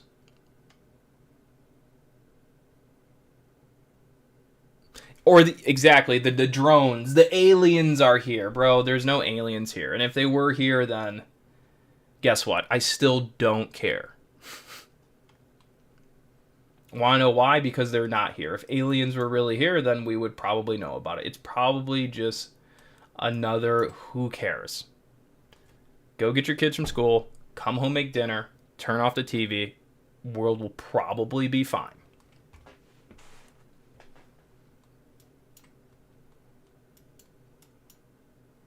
Turn off the TV, turn on Connor's YouTube stream. That's what you do. Oh, by the way, do you guys see what we're doing right here? I didn't put it on the screen, but you already know. Ready? Watch. See how we top there, then we roll down, we break down. Oh, what do you know? Again, it's simple tactics. Taking everybody who previously participated here and then knowing that the next move would be screw them over again. Duh. So these are the same processes we repeat on the dailies, the weeklies, the 30s, etc. You're just seeing it more frequently here because this is 1 minute. So it's only taking a few minutes for these things to kind of play out.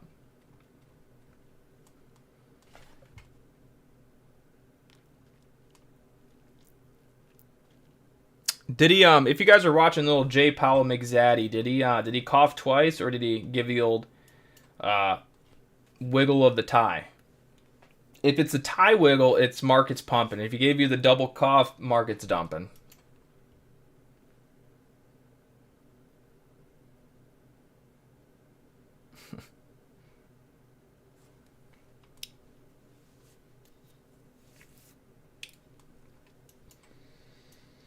Do do do do do do do do do do do do do.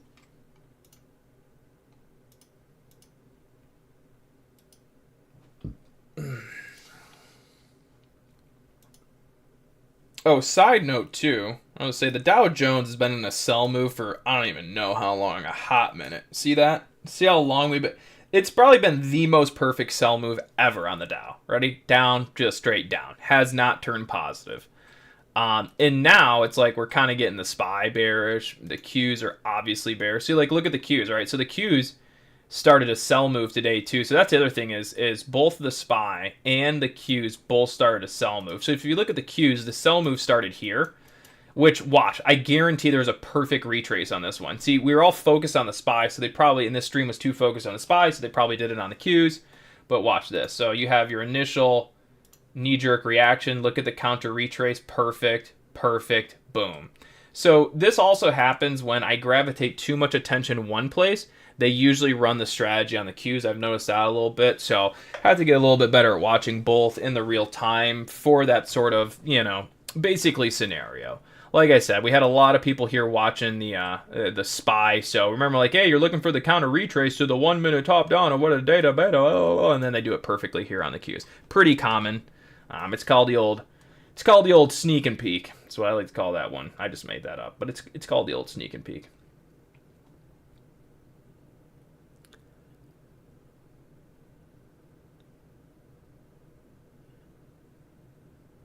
What's a wedgied pickled mean?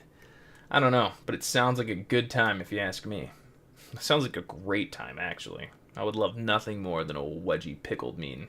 You know what I mean? Alrighty. Alright, so, again, it's just, we're looking, yeah.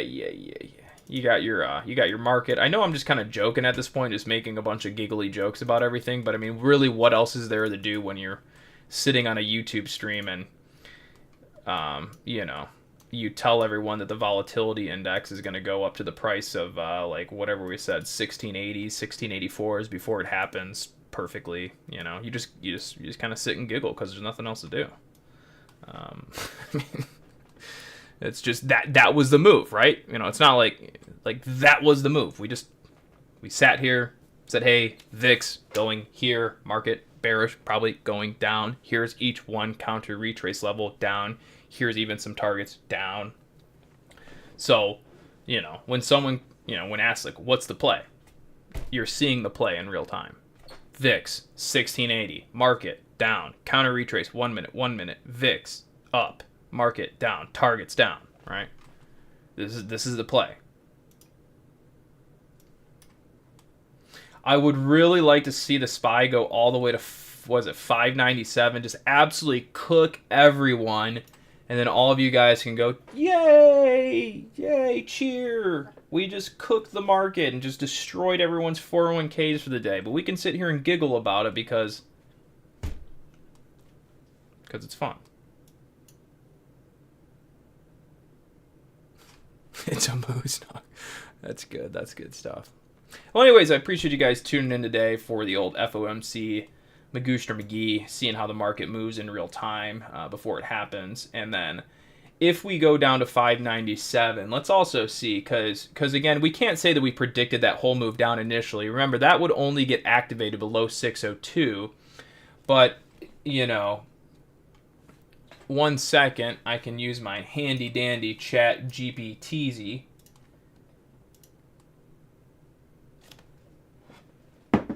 Chat GPT. If the SPY drops from 602.23 down to the price of 597.86, how much market cap decrease is that?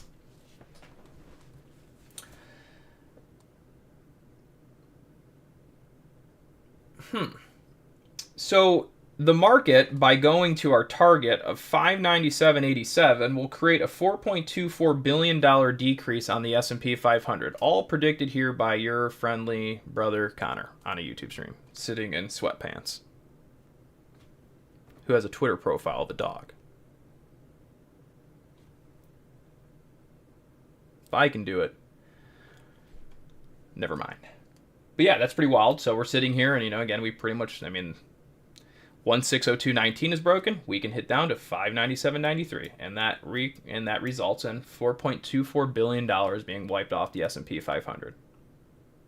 So that just basically means me and a couple of you guys sitting in here just ultimately decrease the market by $4.2 billion today. You should feel proud. You really should feel proud about that.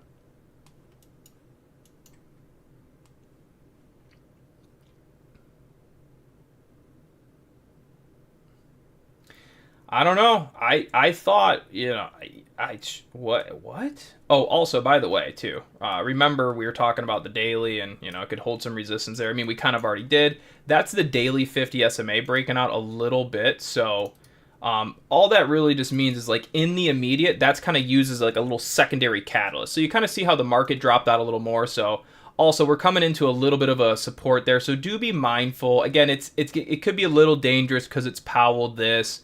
Usually I watch this as like a little bit of a bounce point. It usually doesn't work right away. It could be used like even into the next day, but you got to be a little cautious here. The knife is kind of dropping, and I haven't looked at anything else other than just making jokes and giggling.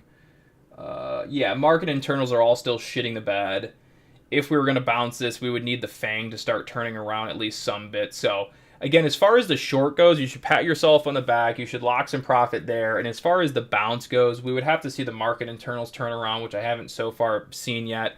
But even in the event we do get a bounce, we're not going to be looking for anything more than the 1 minute counter retrace.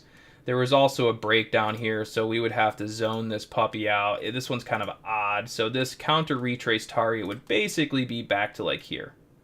Anywhere from there to there would be justifiable. It's kind of an awkward one, but yeah. Let me just double check and make sure I don't make a mistake too. Yeah, so we hit target perfectly there. Again, a little bit of a bounce move is totally okay here. Would not be shorting into that low. If you're shorting into that low, you should leave the house with the helmet on every day. Again, our counter retrace target off target sell target level would be basically about there. Anywhere from that zone is and I know it's kind of small, but again, you first got to work yourself back up to screw all over the short-term traders. So anyone who shorted this last leg, bouncing support, we want to screw them over first. Because again, market could stay down, and if it does, then you got to think, well, where would the lower highs be, and so have you. We also got a little bit of a green candle there on the FANG, which helped boost this market up. So if I show you, remember, like if we're gonna bounce it there, then the FANG has to go green and blah blah blah. Right? You see that green bounce we just got on the FANG, right? So that green bounce there on FANG goes up. Look at one candle up. Where's the one candle go to? To target. Because that is partially lower high retrace, volume weighted average price, blah blah blah blah. You get the point.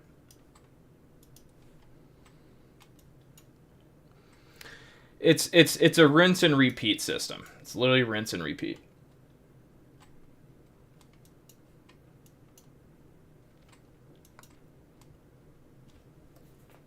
All right, so what's next? I don't know.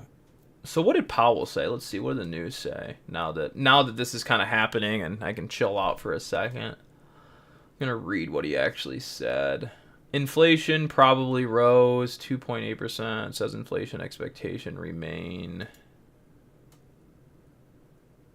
well anchored. See, that's the thing, is I didn't read any of that news, and the whole time we predicted where the market would go and the bounce here. And so it's like, look, I literally did not look at any of the news till now, right? Hence the point. The market really just goes to and from key levels to screw a bunch of people over. It's all just a game. And the news is kind of the, who knows what it is. I don't know. Just there. 2.8% in November, says inflation expectations remain well anchored. Cool. Sounds good. Well, then why'd the market go all the way down to 597.82? Thought things were good. Maybe because the market's in a bear sell move, and obviously because we're washing out the previous buy signal and stopping out a bunch of people that have been long the market. That makes more sense. Policy stance is now significantly less restrictive, and we can be more cautious going forward, more cautious in reducing rates. Says can dial back policy restraint more slowly in inflation not moving. Okay, sounds great. Bear market 2026, thanks, sounds good. Policy is well positioned to deal with risk. Says downside risk to labor market remain diminished, but still cooling. Says don't think Sounds like the weatherman. Things might go up, they might go down. Inflation could be sticky, but it's not sticky. You're sticky. All right. Powell says the extent and timing language shows we are at or near the point of being what? We are at or near point. I can't even read anymore. We are at or near point of being appropriate to slow rate cuts. That's funny. He basically says we're at the point of being appropriate of slowing rate cuts. So basically, we need to slow the rate cuts because we're probably going to reboost inflation, and then no one's going to be able to buy a house when the mortgage rates are 10 to 12%. Sounds good. Let's go check the 10-year. Oh, what do you know, boys? 10-year's going up. Inflation's still here. Oh, duh. And so, again, our projection on rates could arguably lead all the way to 7.8%. Look at that little fibber magooster McGee. I have no idea if that's going to work. I'm not a bond person here, but yeah. Any user.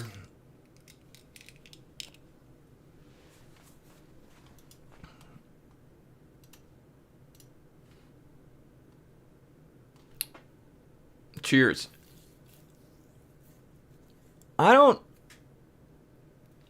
Why isn't there? What's going on with their old stream here? I just don't understand why the old maybe things are changing. We were starting at like that 30 mark. We got to 40. We even got all the way to 67 today. So we're moving in the right direction, folks. We're moving in the right erection. That's for sure. Moving in the right erection.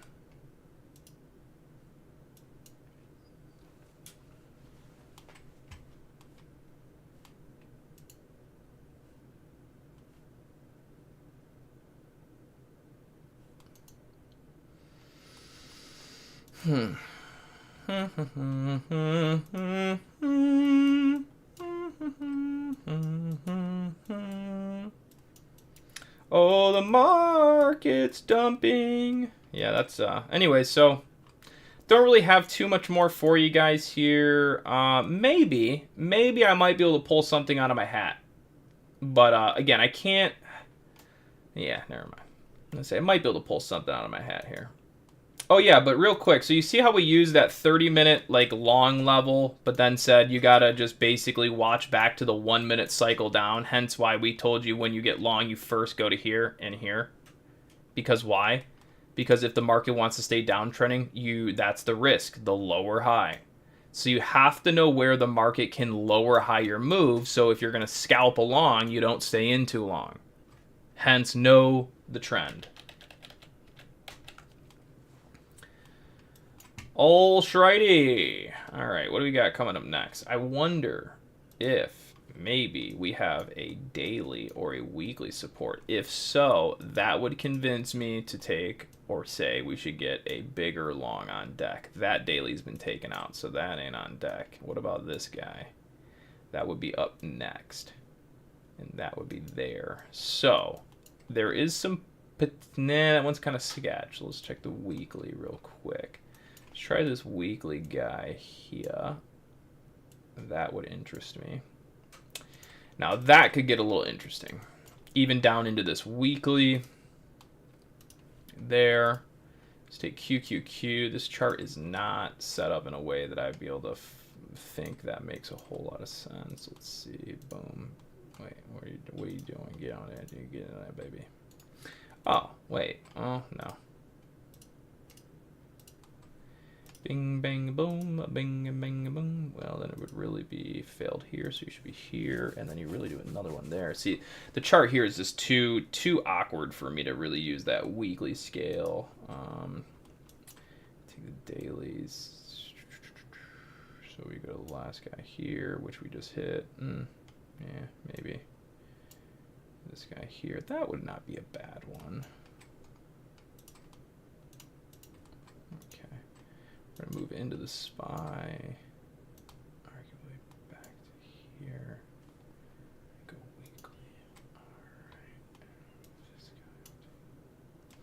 Yeah, I mean, one of the next kind of levels I would look at down here is going to be to 59516. Now, once we get to 59516, with enough selling down, we might be able to use that as another little counter long spot, because that would be a little bit of a weekly VWAP. Also, it looks like the market did another 5-minute VIX gap, so could be setting up a scenario for a decent bounce with the 5-minute VIX gap fill down to 1764. So maybe if we can get this down to the weekly VWAP there, 59530, then you might be able to trigger a little bit of a weekly VWAP bounce, use the VIX, pull it back, 5-minute gap fill. So you can kind of see here how we have the 5-minute gap fill here on the VIX.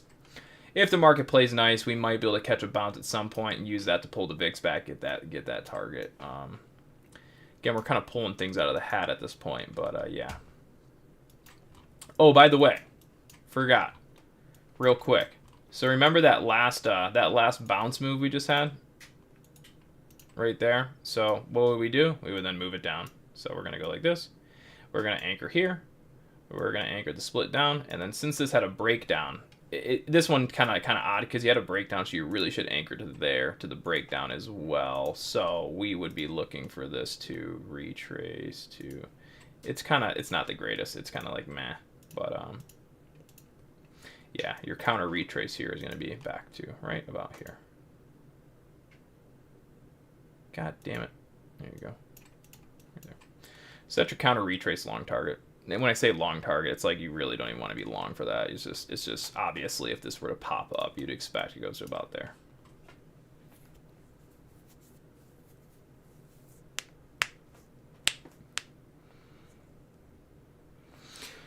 Yeah, one of the bearish targets was 59782. One of the bearish targets on SPX was 5995.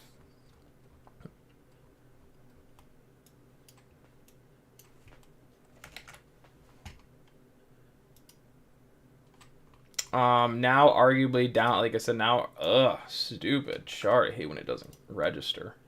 Yeah, so next one will be, arguably down to that weekly at 59530. Remember too, weekly support, weekly VWAP, you know, it's, what is it, Wednesday? So it'd be, even if a weekly VWAP, we're going to bottom the market and hold, you'd have to wait through Thursday, Friday, Saturday, Sunday to Monday.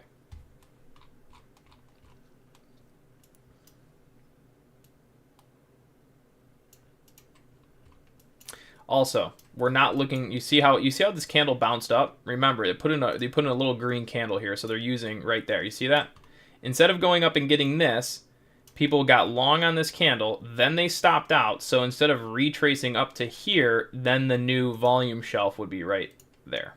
Hence that last candle pop up, then get shit down.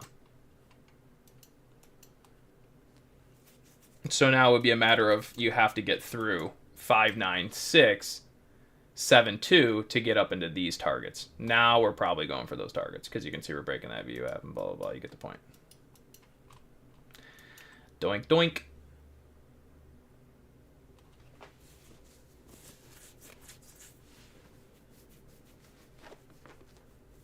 Oh, little, that was scummy. That was real scummy.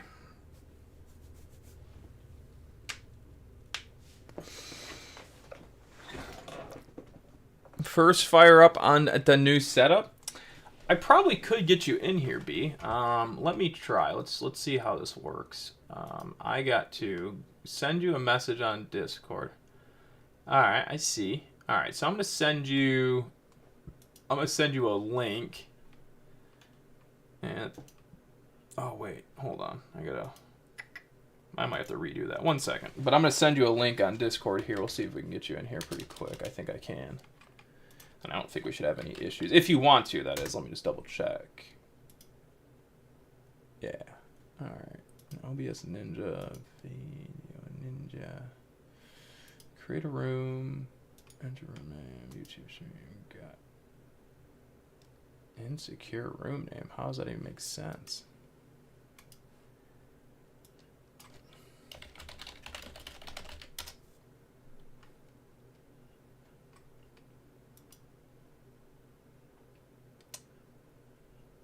All right, so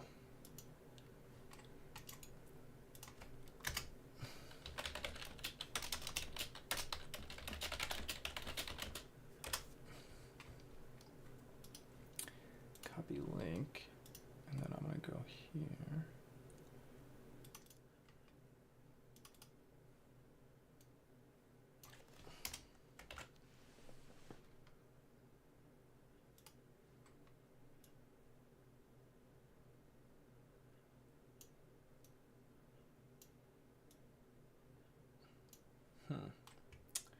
Yeah, so B, I sent you a link. You should be able to follow that, then like get set up on that website, and then it should bring you into the stream. So we'll see if this works if you're listening there.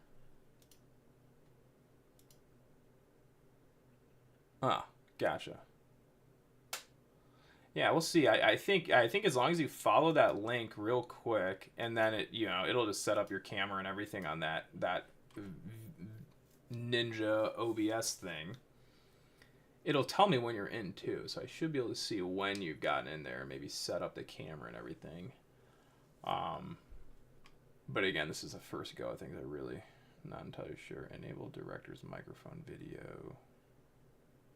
No. Yeah. And actually, I'll send you a quick screenshot of what it looks like. I think the screen share button's down at the bottom. Screen share. All right, let me send that over to you.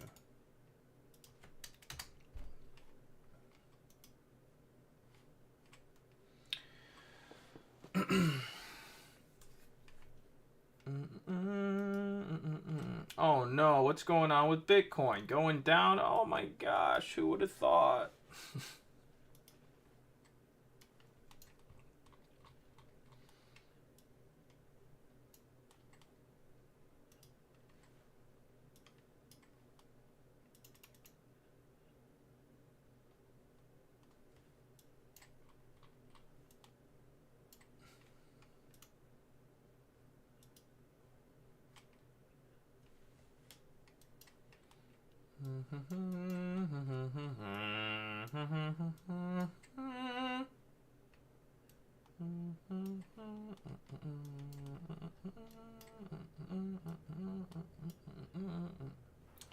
That would be a big one. That's a big one. That's a big one. Oh, wait. I think I hear you. I hear you. Okay. Yeah. So, yep, I see you. Let's see. Or I see that you're in there. Maybe again, we might have to do this one day and actually figure it out. But let's see if you pop up on the Zoom. Yeah, we'll have to. Or if you pop up on the OBS. So if I change this, 1 second, to... No, I am there. I just don't see your camera on.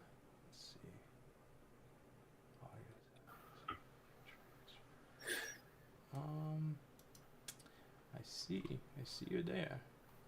I wonder if that'll work.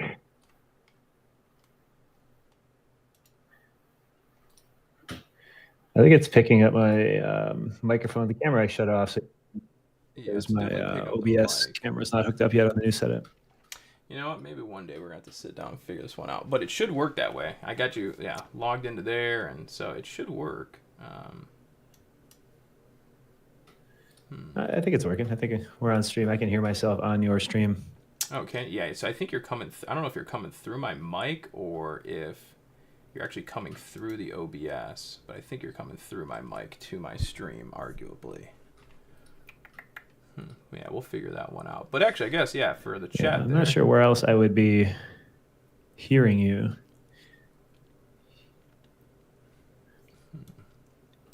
Does it sound echoey? I think it should be... Yeah, they say they hear you. Okay, so they can hear Brandon. So that's good. I just don't know if you're... Because basically the way it works is I copy this link from OBS Ninja, import that as a source into OBS, and so when you flip on like a screen share, it should be like sharing your screen on that setting. Use an OBS or another studio software to capture the group video mix. Yeah.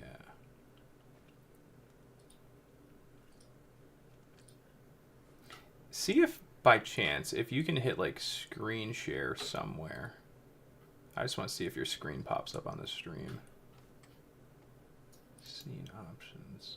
There's a lot you can do with this nowadays. It used to not be this advanced.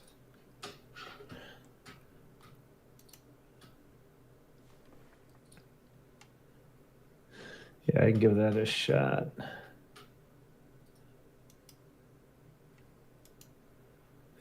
Toggle chat, mute, disable camera, share screen with others. There's Discord. Looks like I can pick a program. I can share. I'll just test the news feed here. I'll just show the news feed. Okay, so you've done that. So let's see if... All right, so let me see if I transition back to this guy, if that comes up. Yep, there it is. All right, so yeah, on stream now, it should be showing that. It is showing your news feed. I know it's showing your news feed. So I can even... Yep, I can see it. All right, so then... Yeah, I can increase it, decrease the size. Pretty choppy looking, but it's there. Yeah, it is a little. But I think there's also some settings we can change to maybe get it cleaner as well. Actually, I know what I think it is. I think it's because I'm zoomed in so much on it. Nope, that has nothing to do with it. But I guess we're using a free thing to get us into the stream. You know, we'll work with what we got. But it's working. That's good news. It is working. All right, cool. And then I can flip this back. Yeah, let me do a reset on this. Yeah, perfect. So yeah, guys, we'll figure a little bit more of that out so we can both be kind of on the stream for YouTube at the same time. Just figuring out how to connect everything is really what it comes down to.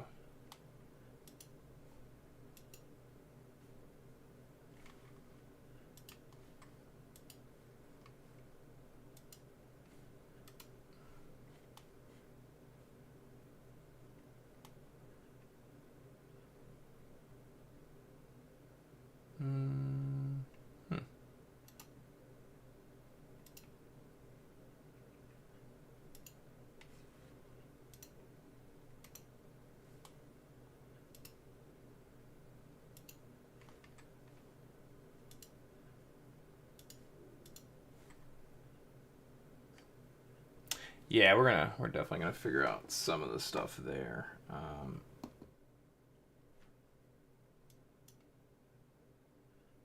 Yeah, so that would be black. Oh, that's interesting. I don't even know how that happened.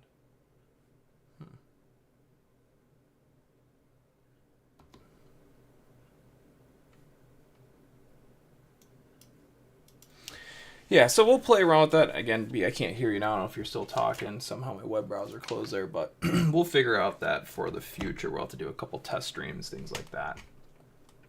But yeah, so fun stuff. Nonetheless, market, just doing market things. Really no surprise there.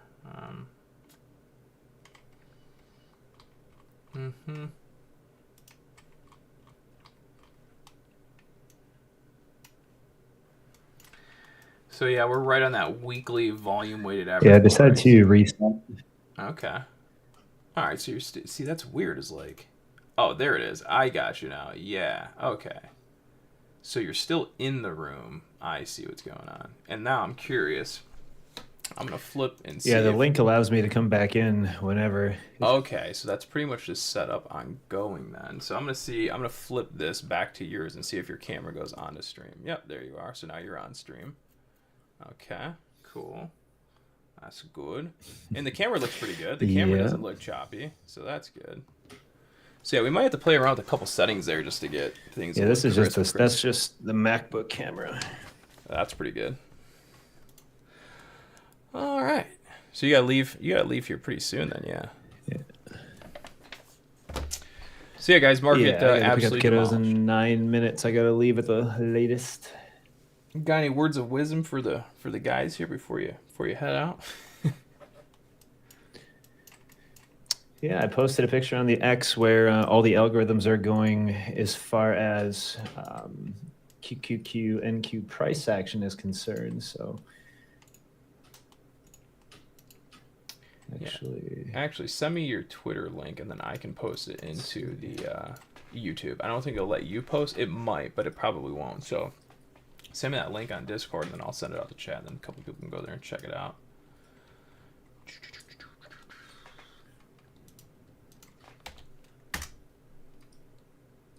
There we go.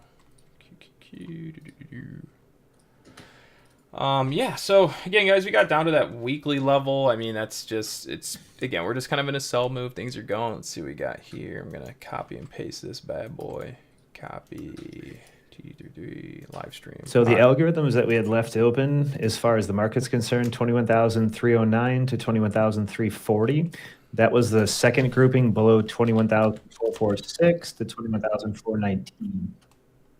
Okay, 21,000. I'm about to look at that too. Both of those were left open on that last bull rush up. So on this corrective pullback, hopefully into the rest of the week here, this first lot of algos, the earliest is 21,747. That's that first blue you see. And once we make it through there, hopefully not today. I don't want to see anything flush too much worse than this, because I want to stay very close to 21,000, like 800, so we can actually catch the next 200 points to the downside, but we'll see. All right, so 2,146 on the NQ, arguably. All right, into that blue zone. Gotcha. I'm seeing it. Does that have to do with the CPI day? I'm pretty sure, right? Yeah. Yep. Gotcha. Back on the second, pretty much the start of December, and then the CPI day one is 21,748 there, and then that's when we don't have a golden pocket on or anything like that. But I don't think any of that's going to matter. I think it's straight to the algos. Gotcha.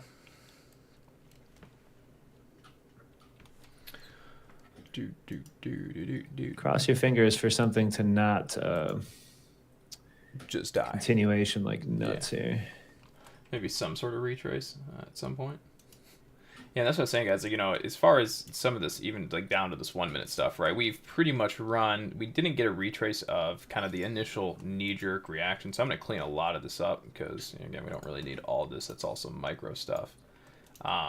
But really, we haven't even gotten a retrace of the initial knee-jerk of this move. So as far as, Brandon was even saying there too, hopefully we get some sort of retrace at some point for then the continuation down. Again, this is a weekly level. It's debatable whether or not this is going to hold real well, but I definitely would not be short into this weekly VWAP at 59491. This could arguably be a decent little retrace spot, but that 1 minute volume weighted average price off the high, again, this is still a target. So we're talking about like a bigger retrace and then back to bearish. This would be arguably a good spot. Because again, it's the data. So this whole sell move that started down, right? That's that 1 minute volume weighted average price of that sell move. So kind of the concept being, as long as we're below that, then kind of that immediate trend from today's, interest rate decision can keep the market down.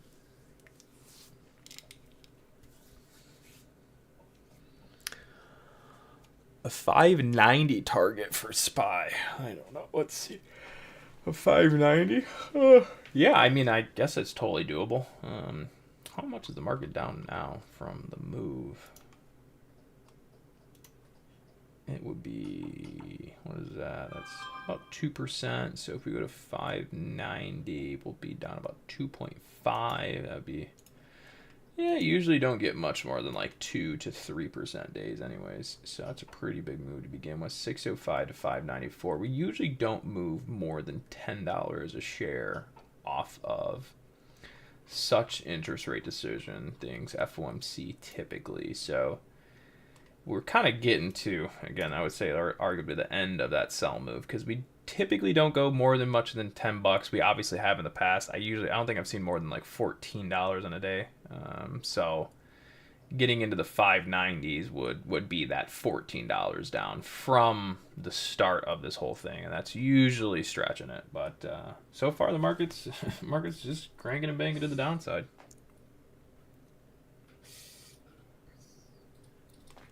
Yeah, there shouldn't be any change in that. We were bearish this morning. We called it bearish because this is historically the first rate hike. We've actually been saying it on BRT for over a year because we're waiting for rate cuts and quantitative easing to get out of the way. So,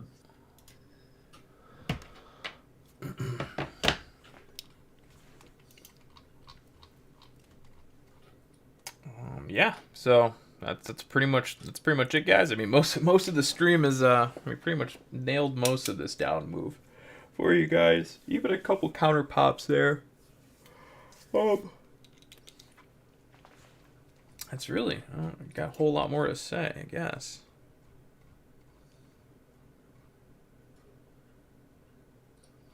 How's Bitcoin doing with this? Yeah, she's just going to cook to the downside. There's no stopping her. She's getting cooked. Yeah, we covered that too. You know, even if you're looking at the screen here to be go to this weekly chart. We're, you know, this March to October of next year kind of coming into the end of that time cycle. So we don't have, I mean, arguably, you know, if we look back at, and I did this with everyone too, if we look back at the last bull market run on Bitcoin, this cycle initially topped in April, which was about 850 days plus or minus some into the bull market run. And then the final top was about 1,050 some days in. Here we're at, you know, what are we? I think 750 something days in. So we're at 750 days in. I mean, you know, 850 puts us into March of next year. So we're coming into, again, like the ending phase of this move. So everyone watching the stream, just be mindful. You're coming into the ending phase of Bitcoin. So yes, we still want to get those euphoric targets. Maybe we're going to be lucky and that happens. If not, then I guess, again, we'll delete our Twitter. But for the moment, things are looking fine. I mean, like we said, it would be nice to see a pullback. And so hopefully they just transfer into altcoins then. Yeah, exactly. So yeah, I mean, again, like we said, we're kind of getting towards the end of that phase. If we're lucky, as far as the bull market run, it goes to the end of it, which would be into next year of October 2025, which I'm still feeling good about.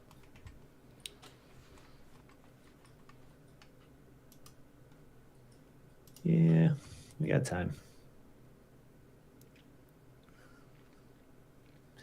All right, friends, I got 1 minute to leave the house here, pick up the kiddos. I'll see most of our chat bright and early tomorrow morning, and I'll come back for a little analysis here, and I will be on the YouTubes here tonight, and the recap will be posted on my channel. So I'll talk to you guys soon. All right, take care, brother. See you tomorrow morning. So let's see, control room. Should be able to just, I don't know. I really don't know how to use this yet.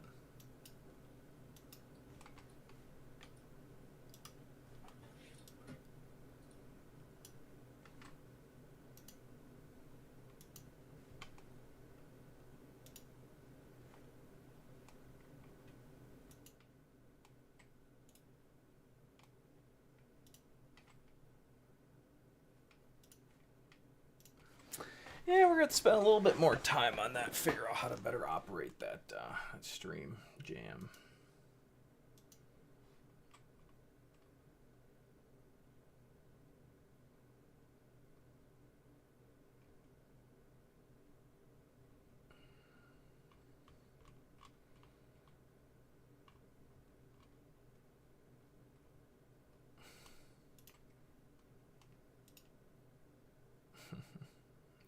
Good stuff.